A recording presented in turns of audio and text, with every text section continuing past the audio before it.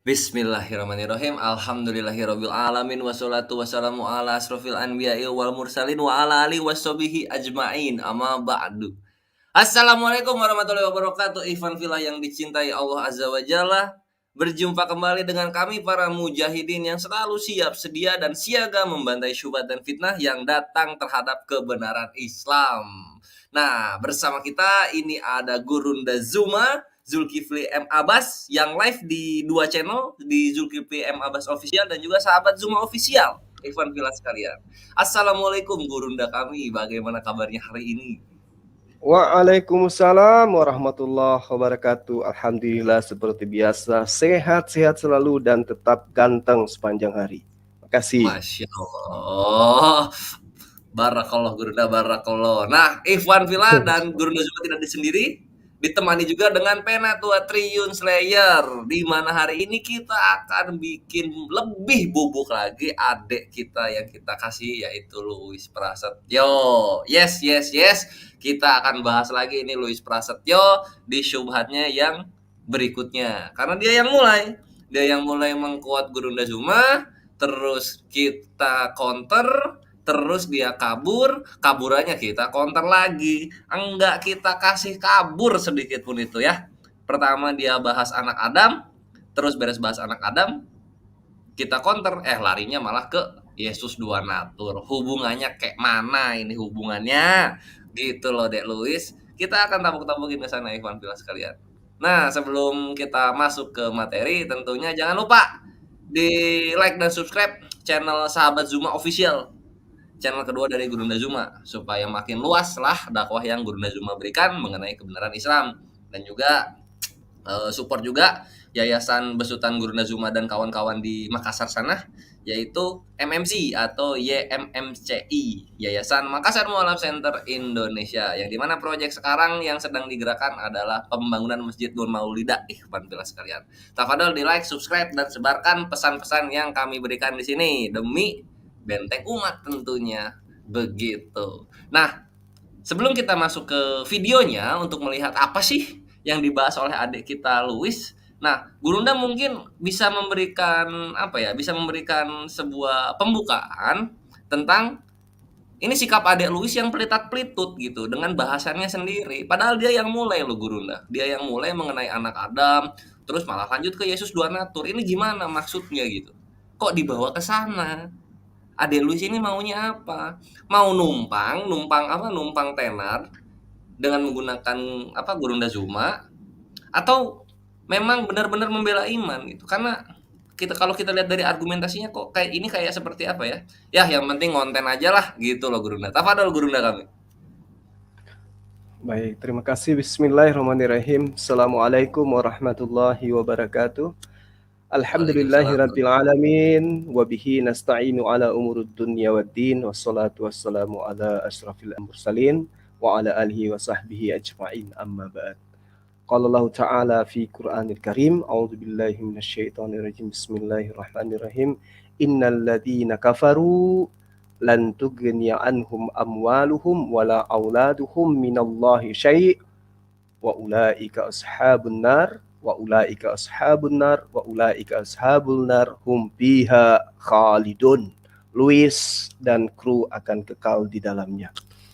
Sahabat-sahabat sekalian, alhamdulillah puji syukur kita panjatkan kehadirat Allah Subhanahu wa taala karena pada sore hari ini kita lagi istirahat, tapi ada tikus yang mencoba untuk membangunkan serigala harimau yang sedang tertidur. Dan juga kita senantiasa bersalawat pada junjungan kita Rasulullah Muhammad SAW. Seperti biasa sebagai umat tentu kita menginginkan syafaat dari beliau. Sallu ala Nabi.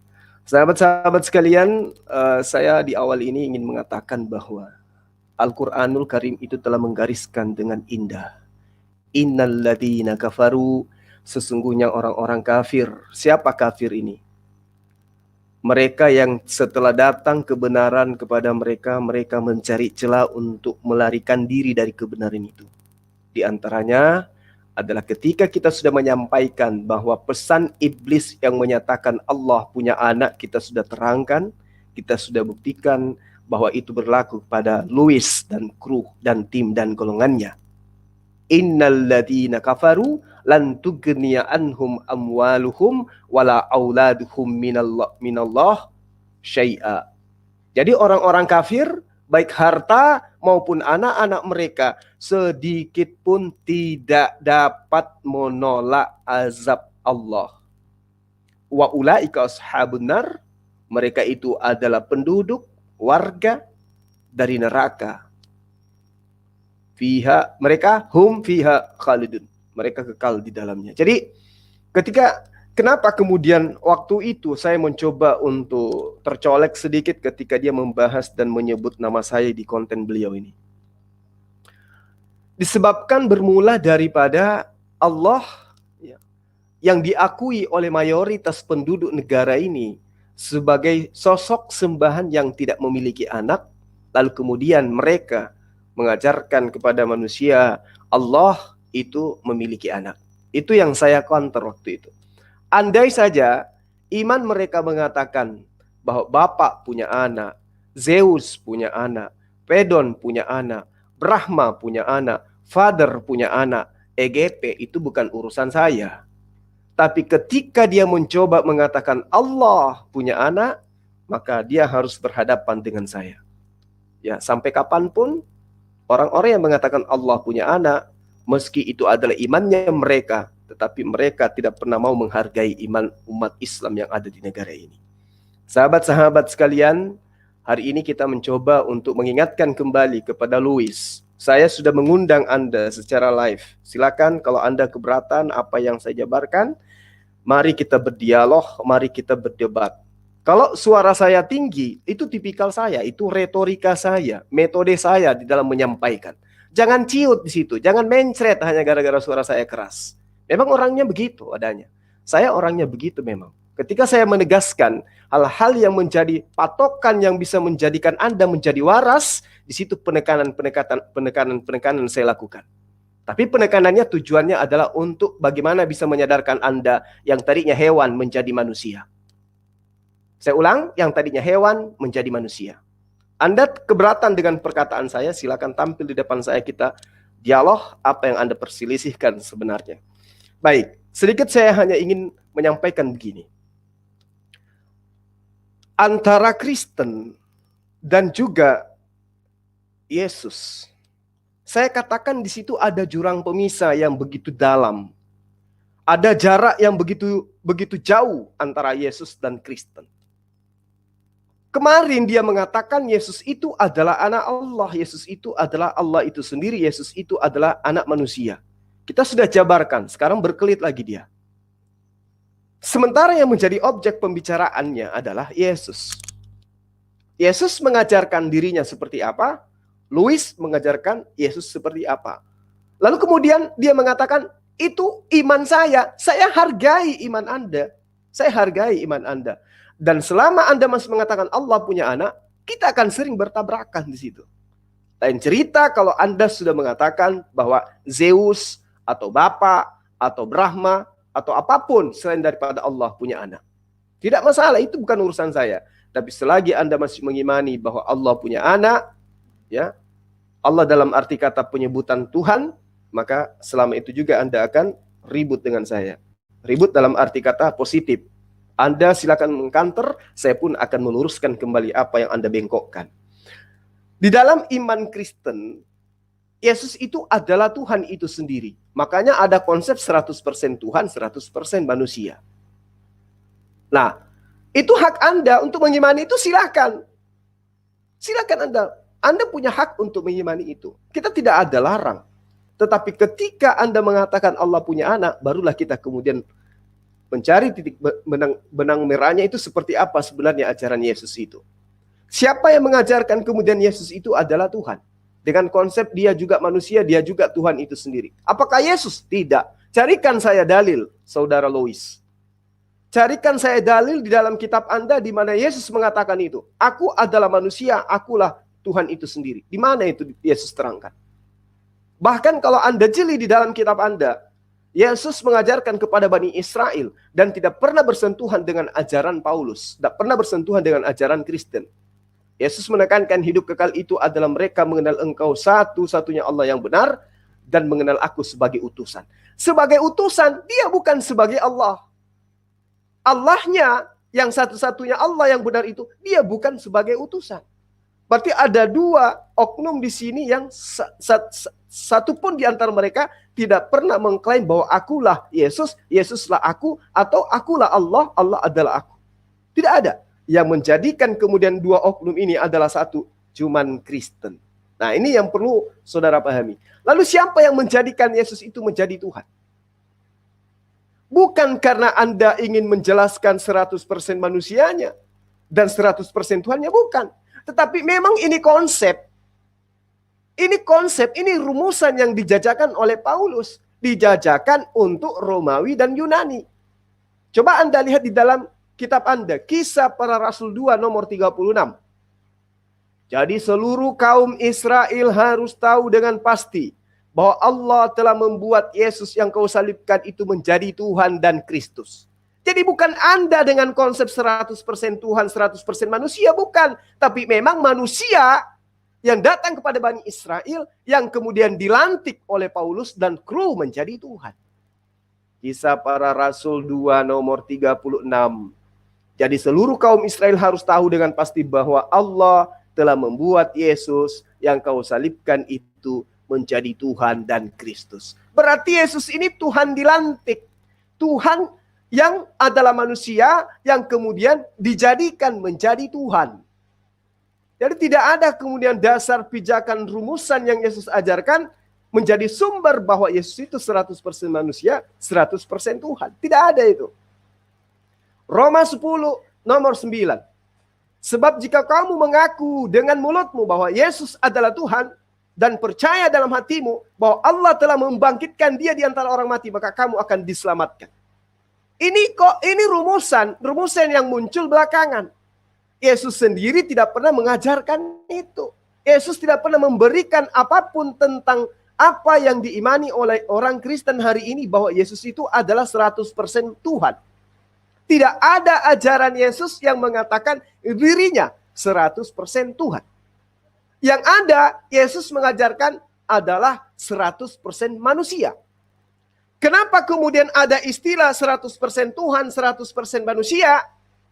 Karena muncul Kristen. Yesus mengajarkan dirinya 100% manusia.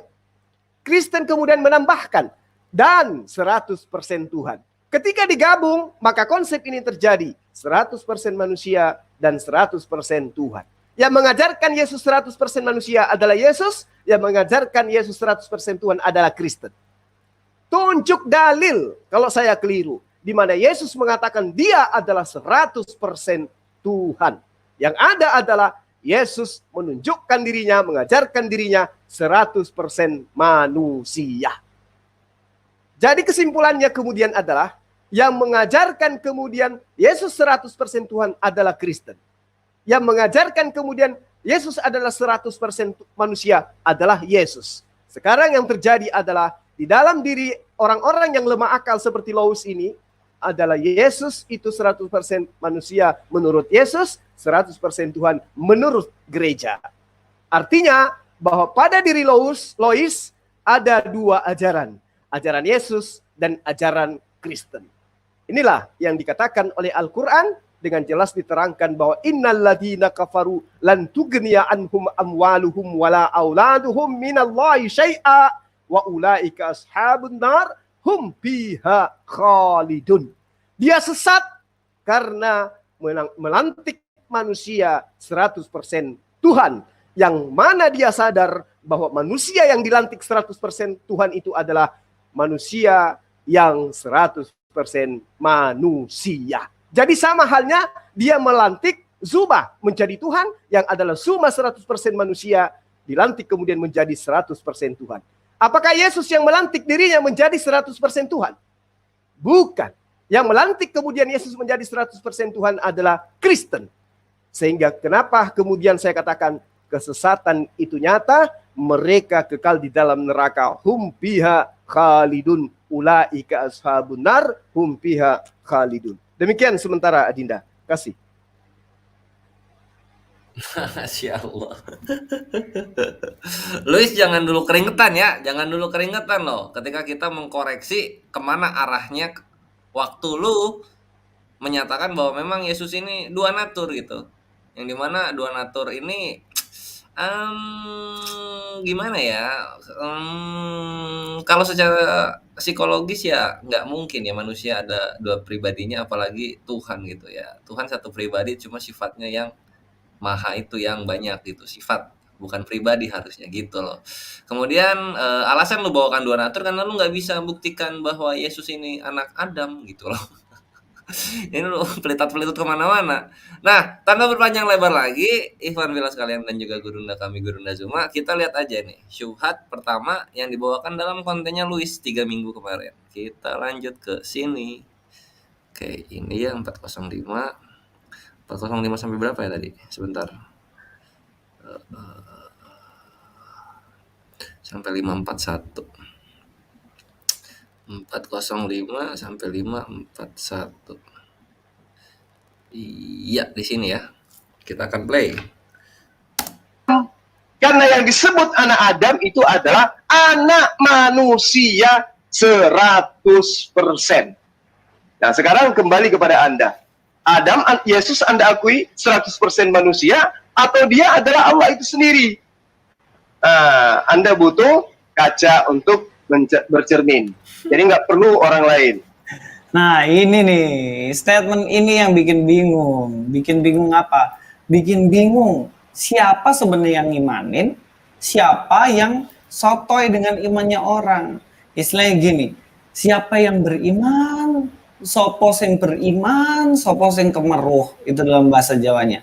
Saya kan mengimani tentang Yesus itu adalah 100% Tuhan dan dia 100% manusia. Semua orang Kristen yang otaknya benar dan beres, semua orang Kristen yang berpegang pada ajaran Kristen sejak dulu, sejak Pak ini Zuma belum lahir pun, sejak agamanya belum ada, Kristen itu mengimani bahwa Yesus itu 100% Tuhan, dia adalah anak Allah dan dia adalah 100% manusia. Dia adalah anak manusia. Lah kok ini nyuruh saya pergi di depan cermin lalu tanya sama diri saya sendiri. Kalau saya tanya, ya jadinya begini. Luis, sebenarnya kok ini mengimani anak Tuhan? Yesus anak Tuhan atau anak manusia? Ya saya jawab dua-duanya dong. Memang Ya lucu emang, Ade Luis ini lucu ya. Ade Luis ini dengan bangga dan dengan gagah menyatakan bahwa memang anak Tuhan dan anak manusia gitu. Jadi ada seperti apa ya? Ada dua entitas yang berbeda yang memperanakan satu entitas yang lainnya. Contoh jadi kayak misalnya ada, ya ini adalah hasil dari bijinya tumbuhan kaktus dan juga ini adalah hasil dari pembuahan ikan hiu gitu. Kemana-mana jadinya. Tapi sebelum kita ke sana ya, sebelum kita ke ikan hiu dan tumbuhan kaktus yang bersatu kemudian menjadi ya itulah peranakannya kayak gimana. Kita lihat dulu, ini sih bahas apa sih awalnya kok tiba-tiba Adek Luis ini bisa nyosor ke sini. Kita lihat Ikhwan Fillah. Kita pertamanya ada di bahas yang ini loh. Di streamingnya kita Penatua bersama Pendeta Abednego dan juga Gurunda Zulkifli Mabas di konten Beranikah Luis Prasetyo menerima tantangan debat dengan Zuma gitu. Ini adalah bentuk counter reaction terhadap omongannya Luis juga. Lagi-lagi Luis yang mulai ini. Selalu Luis. Luis ini ngomong dia membela membentengi iman tapi yang mulai itu dia. Kan lucu. Nah, di sini yang dibahas itu ini ya, menitnya persis di sini banget sama memberikan judul yang sarkas. gimana tadi lupa. Ya pokoknya di sinilah. Nah, video yang ini Ikhwan Fillah cuma segini aja sih nggak ini tuh yang ini loh. Nah, ini yang di sini. Yang dimana bahasan awalnya mengenai Gurunda Zuma di quote gitu. Ketika Gurunda Zuma menyatakan bahwa ada seorang pendeta ya, lihat nih. Hanya karena menginginkan sosok manusia bernama Yesus untuk menjadi sembahan, mereka meninggalkan akal sehat dengan mengatakan Yesus itu bukan keturunan Adam alaihissalam. Padahal Yesus sendiri menerangkan di dalam banyak kitab, di dalam banyak ayat dalam kitab mereka, dalam kitab Matius dia menyebut dirinya 30 kali, Lukas, Markus menyebut dirinya 14 kali sebagai anak manusia. Lalu tidak ada satupun dalil yang mereka mengatakan bahwa Yesus itu mengajarkan kalau dirinya itu adalah anak Tuhan. Nah, itu. Nah, langsung lah di sini langsung nyosor nih Luis nih, lihat nih dengan muka drunken masternya langsung nyosor di situ. Ini pendeta yang mana? Ya tanya pendetanya lah, jangan bebankan itu kepada Gurunda Zuma. Itu tuh. Pertama itu begitu Ivan Villa sekalian ya.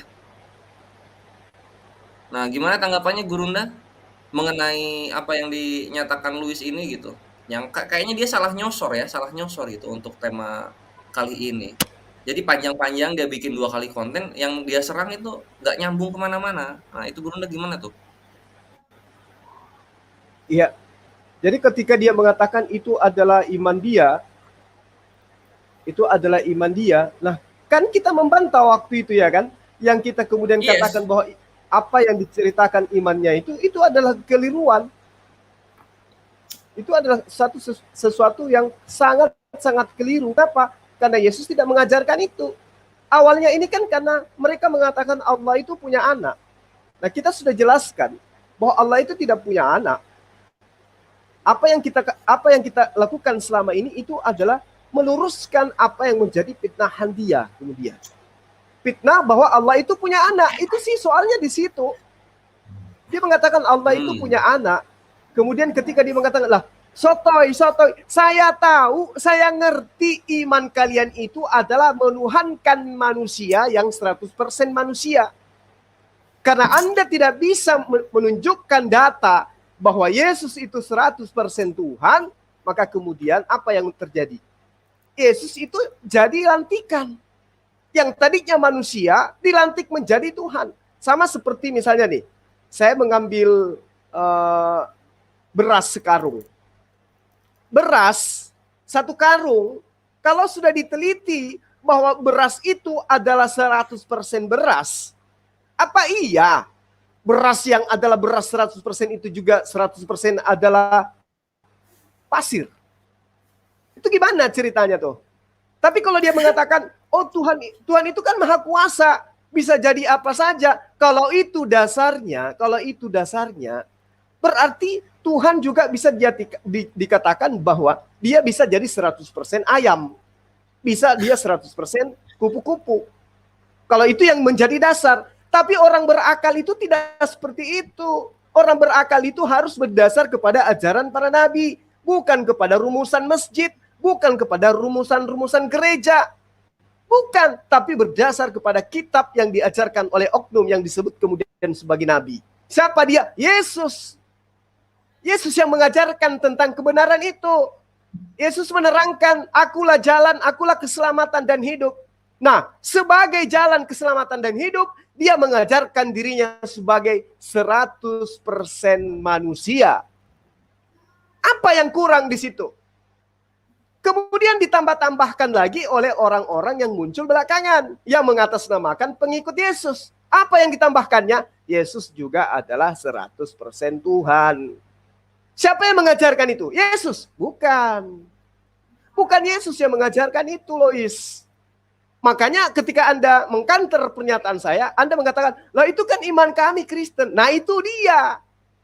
Iman Anda lah yang melantik Yesus menjadi 100% Tuhan.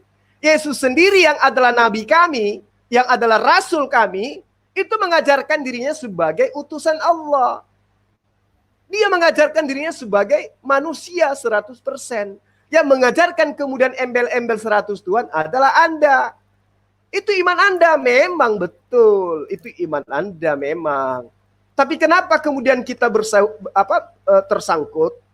Itu disebabkan karena kamu mengatakan Yesus itu yang adalah nabi, yang ada rasul, itu adalah anak Allah.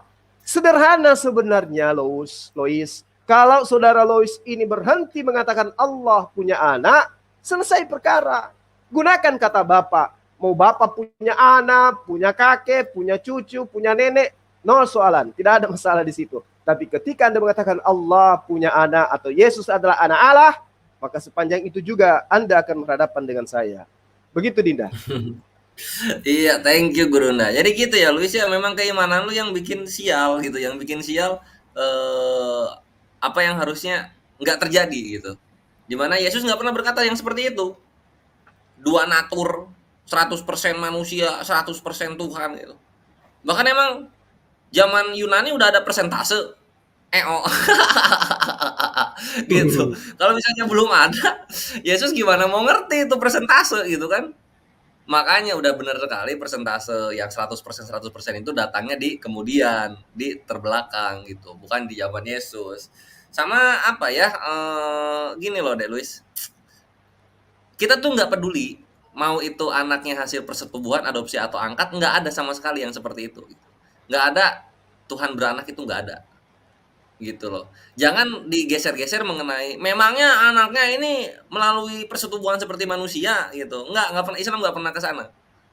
Islam itu cuma membantah mau bentuk apapun itu status anak daripada Tuhan, nggak ada gitu. Jatuhnya sama seperti Lat, Manat, Uzza dan Uzair, sama itu Yesus. Jadi dibantah semuanya. Jadi paling benar itu udah bilang lah, Yesus adalah orang yang bertakwa, kan kelar gitu urusan gitu. Jangan anak Allah gitu, karena Allahnya sendiri dalam Ibrani artinya adalah kutukan atau hujatan, curse. Bukan Tuhan Allah itu. Makanya kalau dibilang anak Allah ya anak hujat jadinya. Nggak percaya nanti aku tunjukin ya, nanti aku tunjukin. Nah, kemudian kita lanjut lagi nih Gurunda, kita lanjut lagi nih mengenai yang kedua. Setelah dia memberikan syubhat yang apa, yang agak agak berakrobat Yunani Ria. Nah, terus dia dari hasil kesimpulan akrobatnya ini langsung disimpulkan sama kayak Muslim katanya. Kayak Muslim gimana samanya? Nah, kita lihat di sini Ivan Villa. Itu ada di 627 sampai 703. Nah, kita share lagi di sini.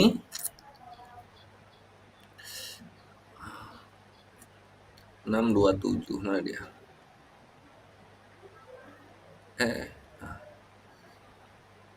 Setelahnya gini, itu tuh sama kayak saya bilang gini, orang Muslim itu percaya bahwa Yesus mati disalibkan. Itu iman orang Muslim. Nah, tanggapan kalian bagaimana? Pasti bilang, wah Luis ini sotoy. Orang Islam aja percaya kok Yesus. Kalau Yesus itu tidak disalibkan, masa Luis bilang Yesus salibkan? Nah, sama. Nah, Sama nih. Orang Kristen tuh percaya Yesus 100% Tuhan. Dia 100% manusia. Lalu ini datanglah Zuma ngomong, Yesus itu di orang Kristen tidak diakui dia sebagai 100% manusia. Ayo kita lihat bukti dalam Alkitab. Nah, kan coba nuduhnya aneh-aneh, nggak kesana Guru Zuma itu ngomongnya. Ade Luis ini kok halu. Gurunda, aku tinggal sebentar ya. Aku asyar dulu. Tafadhol Gurunda. Iya, baik. Silakan. Jadi begini para sahabat-sahabat sekalian. Terkait daripada imannya sahabat Kristen. Ketika muncul kemudian sosok Louis ini dengan mengatakan itu kan imannya Kristen. Ini sebenarnya kita melihat bahwa dia sudah nyerah di situ. Kenapa? Karena yang dia tonjolkan adalah imannya Kristen, bukan imannya Yesus, bukan ajarannya Yesus. Yang dia tonjolkan adalah imannya Kristen. Kalau imannya Kristen, mah iya sudah final itu. Bahwa Yesus itu adalah 100% manusia dan 100% Tuhan. Berarti mereka menyembah manusia, itu sudah final. Kita tidak ada keraguan itu. Makanya Al-Quran di awal tadi saya sudah mengatakan innalladzina kafaru lan tughniya anhum amwaluhum wala auladuhum minallah. Itu sudah final. Sudah final bahwa mereka ini orang kafir kekal di neraka. Itu tidak ada keraguan. Iman Kristen itu seperti itu jatuhnya. Wa ulaika ashabun nar hum fiha khalidun. Tidak ada keraguan di situ. Iman Kristen ya iya. Yesus itu manusia. Tapi 100% dituhankan. Itu yang benar konsepnya. Jadi dengan konsep 100% manusia, 100% Tuhan, itu sebenarnya aib. Kenapa aib? Karena dengan demikian, si Louis ini dengan terang mengatakan kami menuhankan sosok yang 100% manusia. Kalau umat Islam gimana? Allah 100% Tuhan. Apa ada embel-embel 100% manusianya? Kagak. Berarti Islam menyembah 100% Tuhan. Kalau Yesus mah kagak, Kristen mah kagak. Yesus yang kami tuhankan itu, yang dikatakan di dalam Kisah Para Rasul 2 nomor 36 itu, adalah manusia yang dibunuh oleh tentara Romawi. Tapi sekarang 100% kami tuhankan. Itu yang benar. Itu fakta. Nyata di dalam kehidupan Bani Israel. Diajarkan oleh Nabi Musa alaihissalam. Di dalam Devarim 4 nomor 39. Jelas diterangkan di situ bahwa ketika Allah menerangkan Hashemhu ha Elohim bashabayim mimmal alifa aharats mitsta'oi oval. Artinya jelas sekali Musa mengajarkan kepada Bani Israel bahwa Allah itu adalah Tuhan di langit, Tuhan di bumi. Tidak ada yang lain. Sebab itu ketahuilah pada hari ini dan camkanlah bahwa Tuhanlah Allah yang di langit, di atas dan di bumi yang di bawah. Tidak ada yang lain. Berarti Yesus tidak punya kapling Tuhan. Tidak ada ruang untuk dia menjadi Tuhan. Dia hanya ada di dalam hati orang Kristen. Tapi ajaran yang sesungguhnya, kebenaran yang hakiki, itu Yesus tidak punya ruang untuk menjadi Tuhan. Kenapa? Karena dia adalah 100% manusia yang 100% dituhankan. Nah, ini tidak ada keraguan. Jadi ketika ada yang mengatakan, saya kemudian usil dengan iman Anda. Oh tidak. Saya tidak usil. Saya hanya mengajarkan apa yang ada di dalam Al-Quranul Karim. Allah tidak punya anak. Kafirlah orang yang mengatakan Yesus itu adalah satu dari 3 Tuhan. Itu iman saya. Lalu kemudian Anda muncul. Yesus adalah anak Allah. Wah, Anda cari ribut berarti. Karena Allah itu tidak punya anak. Lain cerita kalau Anda mengatakan Bapak punya anak. Yesus punya Bapak. Jangan sebut kata Allah. Karena ini adalah Tuhannya saudara kamu yang mayoritas Islam di negara ini. Berarti Anda tidak menghargai kami. Kan bisa menggunakan kata Bapak, bisa menggunakan kata Father, bisa menggunakan kata Brahma dan seterusnya. Kenapa harus menggunakan kata Allah? Ya. Jadi sahabat-sahabat sekalian, teman-teman Kristen ini, khususnya Lois ini ya, itu diajari oleh gereja yang notabene adalah jelas merupakan ajaran Paulus. Bahwa Yesus itu adalah Tuhan. Tetapi tidak diajari sejak kapan Yesus itu menjadi Tuhan.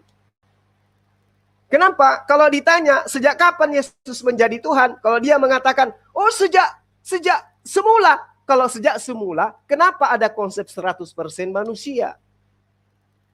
Bingung dia sendiri. Makanya tadi dikatakan, saya jadi bingung. Ya jelas Anda bingung. Karena Anda manusia dikasih akal, tapi akal Anda bertabrakan dengan iman Anda. Pasti bingung. Sejak kapan Yesus menjadi Tuhan?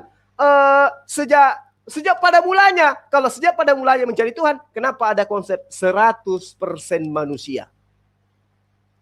Kalau dia, bisa dia menjawab. Kenapa? Karena memang Yesus itu 100% manusia. Kata siapa? Kata Lois. Kenapa kemudian menjadi Tuhan? Karena dituhankan. Makanya muncul istilah dan 100% Tuhan. Maka setiap orang Kristen akan menjawab berbeda-beda ketika ditanyai. Yesus itu sejak kapan menjadi Tuhan? Mereka akan menjawab berdasarkan asumsi mereka masing-masing. Sehingga jawabannya berbeda-beda. Ada yang mengatakan Yesus menjadi Tuhan setelah terangkat ke surga. Ada yang mengatakan Yesus menjadi Tuhan ketika dia sejak ada aku ada sebelum Abraham ada dan seterusnya. Mereka akan memberikan jawaban yang berbeda-beda. Mereka akan memberikan jawaban dengan asumsi yang berbeda-beda. Sejak kapan Yesus itu menjadi Tuhan? Ada yang bilang sejak sebelum dunia ada, karena mempercayai Yesus adalah Alfa dan Omega. Ada yang bilang sejak dibaptis, Karena saat itulah Yesus menerima kuasa dari Allah sesuai dengan dalil di dalam Matius 3 nomor 16. Nomor 17 juga ada. Dan ada juga yang bilang sejak turun dari gurun setelah lulus saat dicobai iblis di dalam Matius 4 nomor 17. Bahkan ada yang bilang sejak membasuh kaki muridnya dengan patokan dalil Yohanes 13 nomor 13 dan juga nomor 14. Ada yang bilang Yesus itu menjadi Tuhan sejak lahir dengan patokan Matius 2 nomor 11. Dan juga banyak lagi yang mengatakan ada yang menjadi Tuhan setelah dia kembali kepada kehadiratnya sendiri, duduk di samping kanan Bapa yang ada di surga, kata dia. Nah, inilah kebingungan demi kebingungan. Makanya waktu itu saya perintahkan kepada Lois, kamu tidak usah mencari pendeta. Cukup kamu ngambil kaca, kamu bercermin di situ, tanya pada dirimu, Yesus itu anak Allah atau anak manusia? Maka apa jawabannya kemudian? Dia sendiri yang mengatakan, Yesus 100% Tuhan, Yesus 100% manusia. Berarti terjawab. Yang menjawabnya adalah Anda sendiri. Bahwa Yesus itu ada 100% anak manusia dan juga 100% anak Tuhan, kata Anda. Jadi memang Anda harus bingung. Karena rumusan iman Anda yang memaksa Anda untuk bingung. Jadi saya katakan kembali kepada sahabat Louis ya, mudah-mudahan Anda mendengarkan dan menonton apa yang saya utarakan pada siang hari ini. Ya. Bahwa kesalahan fatal agama Anda itu sejak awal melantik Yesus sebagai Tuhan. Kenapa saya katakan? Memang hampir semua pengikut Paulus itu siap pasang badan, memaksakan diri untuk mengajarkan kepada siapapun ya, bahwa Yesus adalah 100% manusia dan 100% Tuhan. Dengan kata lain, ini adalah ajaran sepertiga dari oknum ketuhanan Tritunggal. Tapi anehnya kemudian, umumnya teman-teman Kristen akan berkelit jika dituntut untuk menjelaskan kebenaran doktrin ketuhanan yang ultra membingungkan ini. Dan lebih memilih untuk secepatnya lompat indah agar bisa langsung klaim bahwa Yesus adalah Allah. Nah, errornya di mana para sahabat-sahabat sekalian? Yesus itu adalah orang Yahudi yang patuh pada tradisi keagamaan dan hukum-hukum yang berlaku di kalangan umat Yahudi.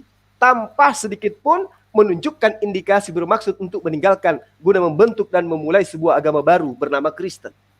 Itu yang perlu dipahami. Makanya saya katakan di awal, Yesus dan Kristen itu memiliki jurang pemisah yang sangat dalam. Dia ada jarak yang begitu jauh. Karena Yesus adalah orang yang taat kepada hukum Taurat, sementara Kristen adalah sekelompok orang yang tidak memiliki aturan yang berasal dari Tuhan. Aturan yang datang dari Tuhan adalah hukum Taurat kepada Bani Israel. Yesus datang, tunduk, hidup di bawah hukum Taurat. Kristen membebaskan diri dari hukum Taurat. Kenapa? Karena memang hukum Taurat itu hanya diperuntukkan kepada Bani Israel, bukan kepada dia. Nah, ini masalah besar.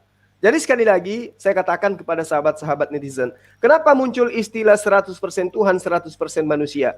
Karena Yesus itu adalah 100% manusia yang kemudian dituhankan 100%. Itu yang perlu dipahami. Mungkin Adinda Slayer sudah ada, silakan.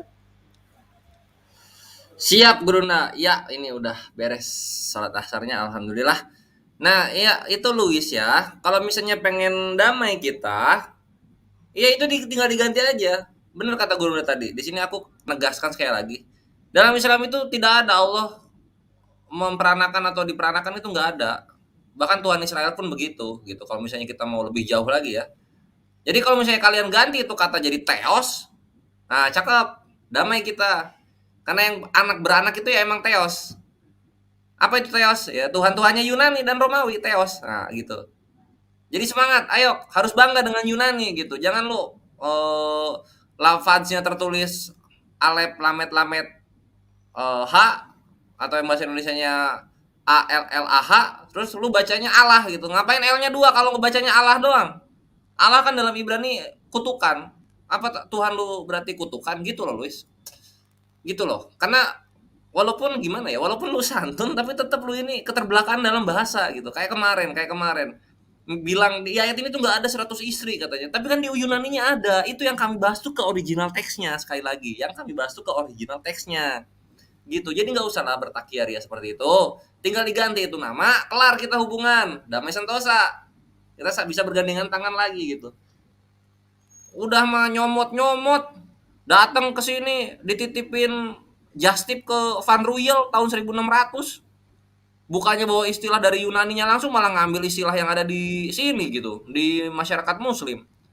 Harus bangga dengan Yunani itu, harus bangga gitu. Kenapa sih nggak bangga kalian ini? Udah banyak kan sekarang, udah nggak perlu indomisasi berlebihan lagi kan. Ya udahlah, kembalilah ke asal, ke apa ya, ke wujud asli kalian yang Yunani itu loh. Ayo bangga dong dengan Yunani.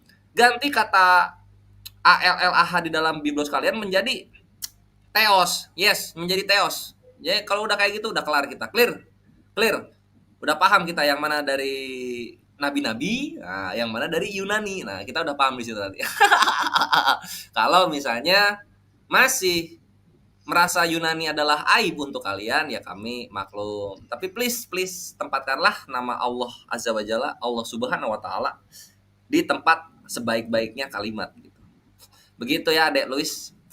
Itu sih dari Penatua. Sekarang kita lanjut lagi Gurunda ke syubhatnya adik kita yang kita kasih Luis. Itu ada di 704 ya. Nah, di sini nih mulai menarik Ivan Villa sekalian. Di sini mulai menarik ya. Kita play dulu.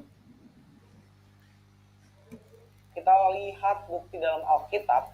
Alkitab yang diimani orang Kristen yang tidak diimani oleh Zuma, tapi Zuma toh sotoy tentang Alkitab. Mari kita cek. Oke, kita akan mulai dari Yohanes 1 ayat 1. Dikatakan di sini, pada mulanya adalah firman, NRK Logos. Pada mulanya adalah firman, Logos. Kai Logos en prostonteon. Yang artinya di sini firman itu bersama-sama dengan Allah, Kai Theos en Logos. Dan firman itu adalah Allah. Nah, firman di sini siapa? Ya, kita tahu firman itu adalah Yesus. Kalau nggak percaya ya baca. Coba mana coba tertulis mana coba. Ia pada mulanya bersama-sama dengan Allah. Coba. Dan ayat yang ketiga, segala sesuatu dijadikan oleh Dia dan tanpa Dia tidak ada sesuatu pun yang telah jadi dari segala yang telah dijadikan. Udah 2 ayat belum ada Yesus. Firman itu adalah Allah dan firman itu adalah Yesus ya. Kemudian ayat 14 dikatakan, firman itu telah menjadi manusia dan diam di antara kita dan kita telah melihat kemuliaannya, yaitu kemuliaan yang diberikan kepadanya sebagai anak tunggal Bapa, penuh kasih karunia dan kebenaran. Nah, firman itu telah menjadi manusia. Nah, itu ya. Ini ada yang menarik ini di Yohanes 1:14 ini ada 2. Pertama, firman telah menjadi manusia. Kedua, anak tunggal Bapa. Nah, itu ya, anak tunggal Bapa. Kita lihat apa namanya? Nanti apakah memang tertulis begitu nih? Dan apakah memang tepat sekali penerjemahannya begitu? Kita akan acak-acak ke sana Ivan Villa sekalian. Kita akan acak-acak. Kita akan buka sebuka-bukanya biblos yang diimani oleh Adek Luis ini, karena biblosnya ini adalah biblos bahasa LAI dengan biblos yang sesungguhnya bahasa Yunani. Apakah sama? Apakah equal antara terjemahan dan bahasa asli? Nanti stay tune Ivan Villa. Sekarang kita akan bantai dulu melalui teologisnya selama aku nyiapin. Tafadol Gurunda, mengenai konsepnya ini gimana nih dari Yohanes 1 sampai 14 tuh? Baik. Ya. Jadi ketika kita berbicara mengenai Yohanes 1, ya jelas itu adalah sebuah kondisi di mana Yohanes 1 ini bukanlah firman Tuhan. Bukan firman Tuhan, bukan juga sabdanya Yesus. Pada mulanya adalah firman, firman itu bersama-sama dengan Allah, dan firman itu adalah Allah. Kemudian yang lucu, di ayat ke-14-nya, di nomor ke-14-nya dikatakan, firman itu telah menjadi manusia. Apa yang dimaksud di sini? Yang dimaksud di sini adalah Allah itu telah menjadi manusia. Artinya, ketika Allah dikatakan telah menjadi manusia, maka itulah yang saya katakan bahwa ajaran ini adalah ajaran yang tidak berasal dari pengajaran para nabi. Nah, dalam sejarah kurang lebih 5.000 tahun pemikiran Yahudi, gagasan tentang Allah yang menjadi manusia, itu benar-benar merupakan sebuah ajaran kutukan. bagi siapapun yang melandasi imannya dengan iman Yudaism. Saya ulang, 5.000 tahun dari sejak Abraham sampai kepada Yakub, sampai kepada Ishak, Yakub dan seterusnya, sampai kepada Yesus, ya, itu kurang lebih 5.000 tahun. Pemikiran orang-orang Yahudi, praktisi Yudaism, yang setiap saat dicekoki dengan konsep Allah itu satu, itu adalah merupakan kutukan yang dahsyat ketika mereka mengimani atau melandasi iman mereka dengan landasan Tuhan Allah menjadi manusia. Jadi gagasan bahwa sosok Yesus bisa dipahami atau pengikutnya bisa memahami dirinya sebagai perwujudan Allah, itu sangat bertentangan dengan segala hal dalam ajaran Yudaism sebagai sebuah konsep agama. Kenapa? Yesus itu adalah seorang guru yang harusnya mengajarkan konsep dirinya adalah manusia dan adalah Tuhan itu sendiri adalah Yesus. Bukan gereja, bukan orang Yunani. Ini yang menjadi permasalahan kemudian. Kesimpulan yang paling jelas adalah bahwa kekristenan itu sudah terlanjur mengarang kontradiksi yang sangat fatal terkait tokoh sentral dalam iman dan ibadah mereka. Yesus ini jadi bulan-bulanan mereka. Mereka melukiskan Yesus sebagai sosok yang mustahil kemudian bukanlah Tuhan dan mustahil kemudian bukanlah manusia. Ini rancu serancu-rancunya. Ya, bagaimana kemudian jika umat Paulus ini benar-benar menginginkan Allah yang manusia atau manusia yang Allah, maka mereka harus mencari orang lain sebagai pengganti Yesus sang pengkhotbah di kalangan umat Yahudi. Kenapa? Karena bagi Yahudi, Yesus itu, Yesua itu adalah orang yang pernah mengkhotbahkan perjanjian lama atau kitabnya para nabi Bani Israel kepada mereka. Dan Yesus bagi umat Islam adalah Isa putra Maryam, itu juga adalah seorang nabi di kalangan Bani Israel yang kemudian diberitakan kepada umat Islam. Jadi Yudaism itu memahami kalau ada sosok nabi yang datang kepada mereka, ada Mesias yang datang kepada mereka, maka yang datang itu bukanlah Hasem, bukanlah Allah, tetapi utusan Allah. Demikian juga umat Islam. Makanya orang Kristen ini kesusahan, kepayahan, capek mereka menjajakan konsep Tuhan datang dalam rupa manusia. Hanya orang-orang yang lemah akal, yang sudah terdoktrin, yang turun-temurun diajarkan seperti itu. Bukan karena menemukan kebenaran.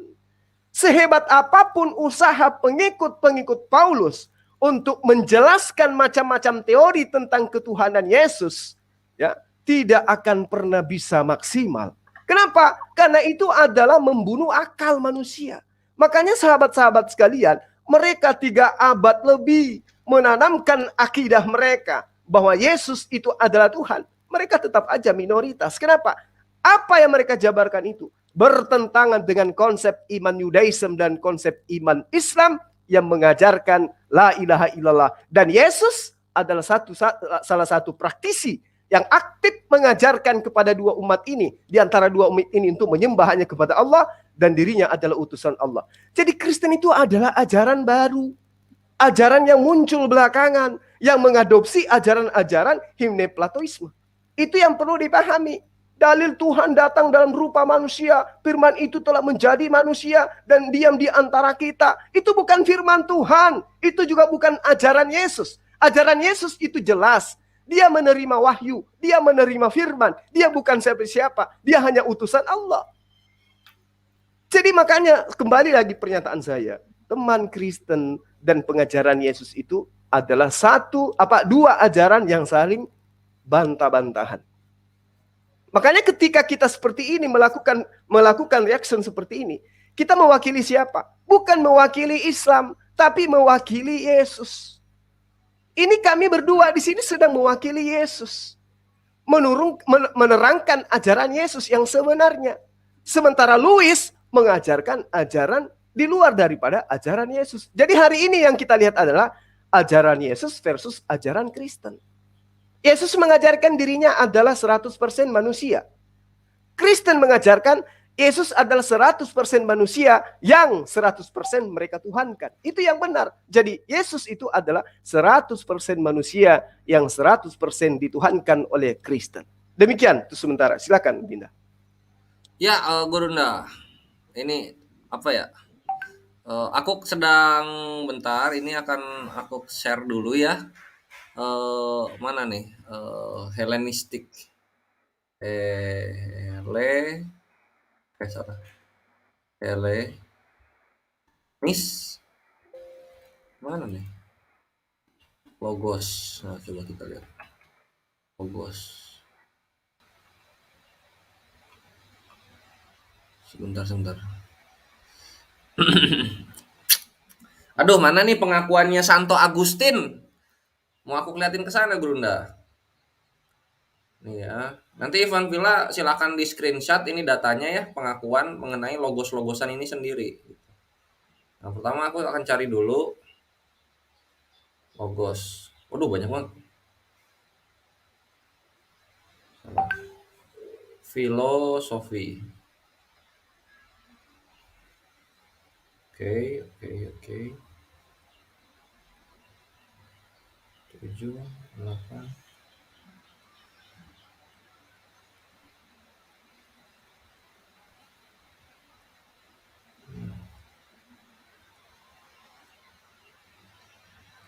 Mana ya? Ya udahlah nanti dulu ya, sambil nanti nyari. Kita akan pertama buka ini dulu. Ivan Villa sekalian, Dek Luis, siapkan mental karena kita akan kembali ke embrio dari kekristenan itu sendiri. Apa itu? Yunani. Nah, ini ya. Tadi dia bawa-bawa bahwa Yesus itu adalah firman yang telah menjadi manusia. Nah, gitu katanya ya. Itu ayat-ayatnya ada di Yohanes. Nah, ini kita buka aja dulu nih ya. Yohanes 1. Ini perhatiin nih Van Villa di sini. Ini anak ini takia mulu. Kerjanya takia Korintus mulu kerjaannya. Perhatiin dari 1 sampai 8, ada nggak kata Yesus di sini? Nggak ada sama sekali kata Yesus kita Yesus. Coba. Nah, ini di 17 lihat. Sebab hukum Taurat diberikan oleh Musa tetapi kasih karunia dan kebenaran datang oleh Yesus Kristus gitu. Ini awalnya turun itu di ayat 17. Dan nggak ada hubungannya sama sekali firman itu telah menjadi Yesus atau firman itu telah menjadi manusia Yesus. Nggak ada sama sekali loh, Luis. Jangan bertakia loh. Ini baru terjemahan. Sekarang kalau misalnya kita lihat ke bahasa aslinya, nah di sini ya pertama kita lihat. Ini banyak sekali ketimpangan yang terjadi. Ini Yunaninya, Bible Hub, kandangnya Tritunggal cabang Eropa. Ini LAI, kandangnya Tritunggal cabang Melayu. Perhatikan. Pada mulanya adalah firman. Nah ini ya, adalah, lihat kata adalah. Firman itu bersama-sama dengan Allah. Firman itu adalah Allah. Nah gitu dia. Jadi ini adalah ya. Nah perhatikan di sini Ivan Villa. En arche, en hologos. En ini adalah verb 2. Apa artinya? Was. Jadi pada awalnya pernah ada firman, harusnya bukan adalah. Gitu loh Luis ya. Gitu loh. Pernah ada dulu itu firman. Kalau pernah ada berarti sekarang udah nggak ada, jedor, meledak gitu. Itulah kenapa dalam kami ya kalimah itu adalah makhluk, kalimatullah itu makhluk. Kalam sifat Allah Azza wa Jalla baru kholik. Simpel kan Islam itu? Daripada Yunani, makanya beralihlah terhadap yang benar, Islam rahmatan lil alamin gitu loh. Lihat di sini aja udah pakai was gitu. Udah pakai was. Kalau misalnya pengen apa ya? Pengen pakai is atau adalah, itu harusnya ini bukan n tapi estin, nrk hologos estin. Nah di sini estinnya gitu loh, baru bisa dibilang in the beginning is the word atau pada mulanya adalah firman gitu loh Luis. Nggak usah bertakia depan kami jadinya. Kemudian yang kedua, sekarang frasanya adalah nih, lihat nih, kai hologos en prostonteon. Lihat ini juga n lagi, bukan estin. Enggak kayak hologos, prostonteon, estin. Enggak begitu, tapi pakai N. Artinya apa? Yang harusnya adalah, dan si kata ini atau firman ini dulunya pernah bersama Tuhan gitu. Dulunya. Jadi dulunya pernah ada, dulunya bareng-bareng Tuhan gitu. Dulunya, sekarang berarti udah enggak. Jedor, 2. Ini kita ledakin lagi yang ketiga nih. Perhatiin. Kai theos en hologos loh. Lagi-lagi n bukan estin. Bukan estin di sini. Kai hologos apa namanya? And was. Jadi and God was the word. Nah, gitu kan. Jadi apa? sebuah Tuhan, karena di sini nggak pakai ho, perhatiin Ivan Villa, nggak pakai definite article ya, nggak ada ho di sini. Jadi langsung theos, yang dimana theos itu berarti ilah kalau dalam Arabik ya. Jadi logos itu dulunya sesembahan. Nah kayak begitu loh, dulunya adalah sesembahan. Jadi bukan logos itu adalah Allah, nggak begitu. Logos itu dulunya adalah sesuatu yang sesembahan. Nah, gimana jadi secara yang paling benar bahasa Indonesianya ya? Kita bukan bahasa LAI, bahasa Indonesia. Jadi yang paling benar adalah NRK hologos, in the beginning was the word, bahasa Indonesianya. Pada mulanya pernah ada firman, gitu. Yang kedua, kai hologos and proston theon. Nah, and the word was with God, bahasa Indonesianya, dan firman dulunya bersama-sama dengan Tuhan. Kenapa dengan Tuhan bukan sesembahan? Karena di sini ada definite article ton theon yang artinya definite article dan juga kata benda dengan bentuk kata benda datif atau objek lah simpelnya gitu. Kemudian kaitheos and hologos. Apa itu bahasa Inggrisnya? And God was the word. Nah, di sini nggak ada. Jadi definite artikelnya itu ada di logos ya, bukan di theos. Maka theos adalah sesembahan. Sehingga arti yang benar adalah dalam bahasa Indonesia, dan sesembahan dulunya itu firman, atau secara kontekstual, dan firman itu dulunya sesembahan. Sesembahan siapa logos ini? Kita tinggal cek aja. Nah, ke sini nih. Kita lihat. Logos Heraklitos. Nah, ini logos Heraklitos. Nah, ini ya. Nih. Logos adalah rasio yang menjadi hukum yang menguasai segala-galanya dan menggerakkan segala sesuatu termasuk manusia. Logos juga dipahami sebagai suatu material, tetapi bla bla bla bla bla bla bla. Ini kan udah apa ya? Udah hukum ketuhanan nih. Siapa yang ngomong? Filsafat kuno. Filsafat barat. Siapa yang ngomong? Heraklitos. Heraklitos hidup zaman apa nih Heraklitos? Heraklitos live in years mana? Nah, ini ya. Tahun 480. Bentar. Ini mana sih Masehinya itu? Oh, gini aja lah. Kita buka aja Wikipedia. Nih. Nih. Hidup di tahun 535 sampai tahun 475 BC, before century, 500 tahun sebelum Yesus turun ke bumi. Udah dituhanin si logos. Jadi kalian Tritunggal cabang Melayu jangan sok penting untuk nuhanin logos. Yunani kuno sudah 500 tahun lebih dulu menuhankan logos. Siapa yang pertama? Heraklitus of Ephesus. Buar, meledak kalian Tritunggal cabang Melayu. Selamat datang di kebenaran. Ini baru Yohanes 1 ayat 1. Kita sekarang maju ke Yohanes 1 ayat 14. Perhati ini. Kalau misalnya kalian lihat Yunani, ini akan terbuka dengan gamblang gitu sebuah kebenaran. Oh, ternyata firman ini dituhanin oleh orang-orang Yunani kuno. Oh, ternyata Yesus yang difirmankan ini yang ngomong bukan Yesusnya sendiri, tapi Yohanes yang orang Yunani. Kenapa orang Yunani? Ya nulisnya aja pakai bahasa Yunani. Kan gitu. Gitu loh, simple. Sekarang kita bantai lagi nih. Ini Yohanes 1 ayat 1 udah kita telanjangi habis-habisan. Kita sekarang ke Yohanes 1 ayat 14 Ivan Villa. Perhatiin. Di bahasa LAI-nya, lihat di sini. Firman itu telah menjadi manusia. Nah, ini ya. Firman itu telah menjadi manusia. Perhatikan. Manusia bahasa Yunaninya anthropos.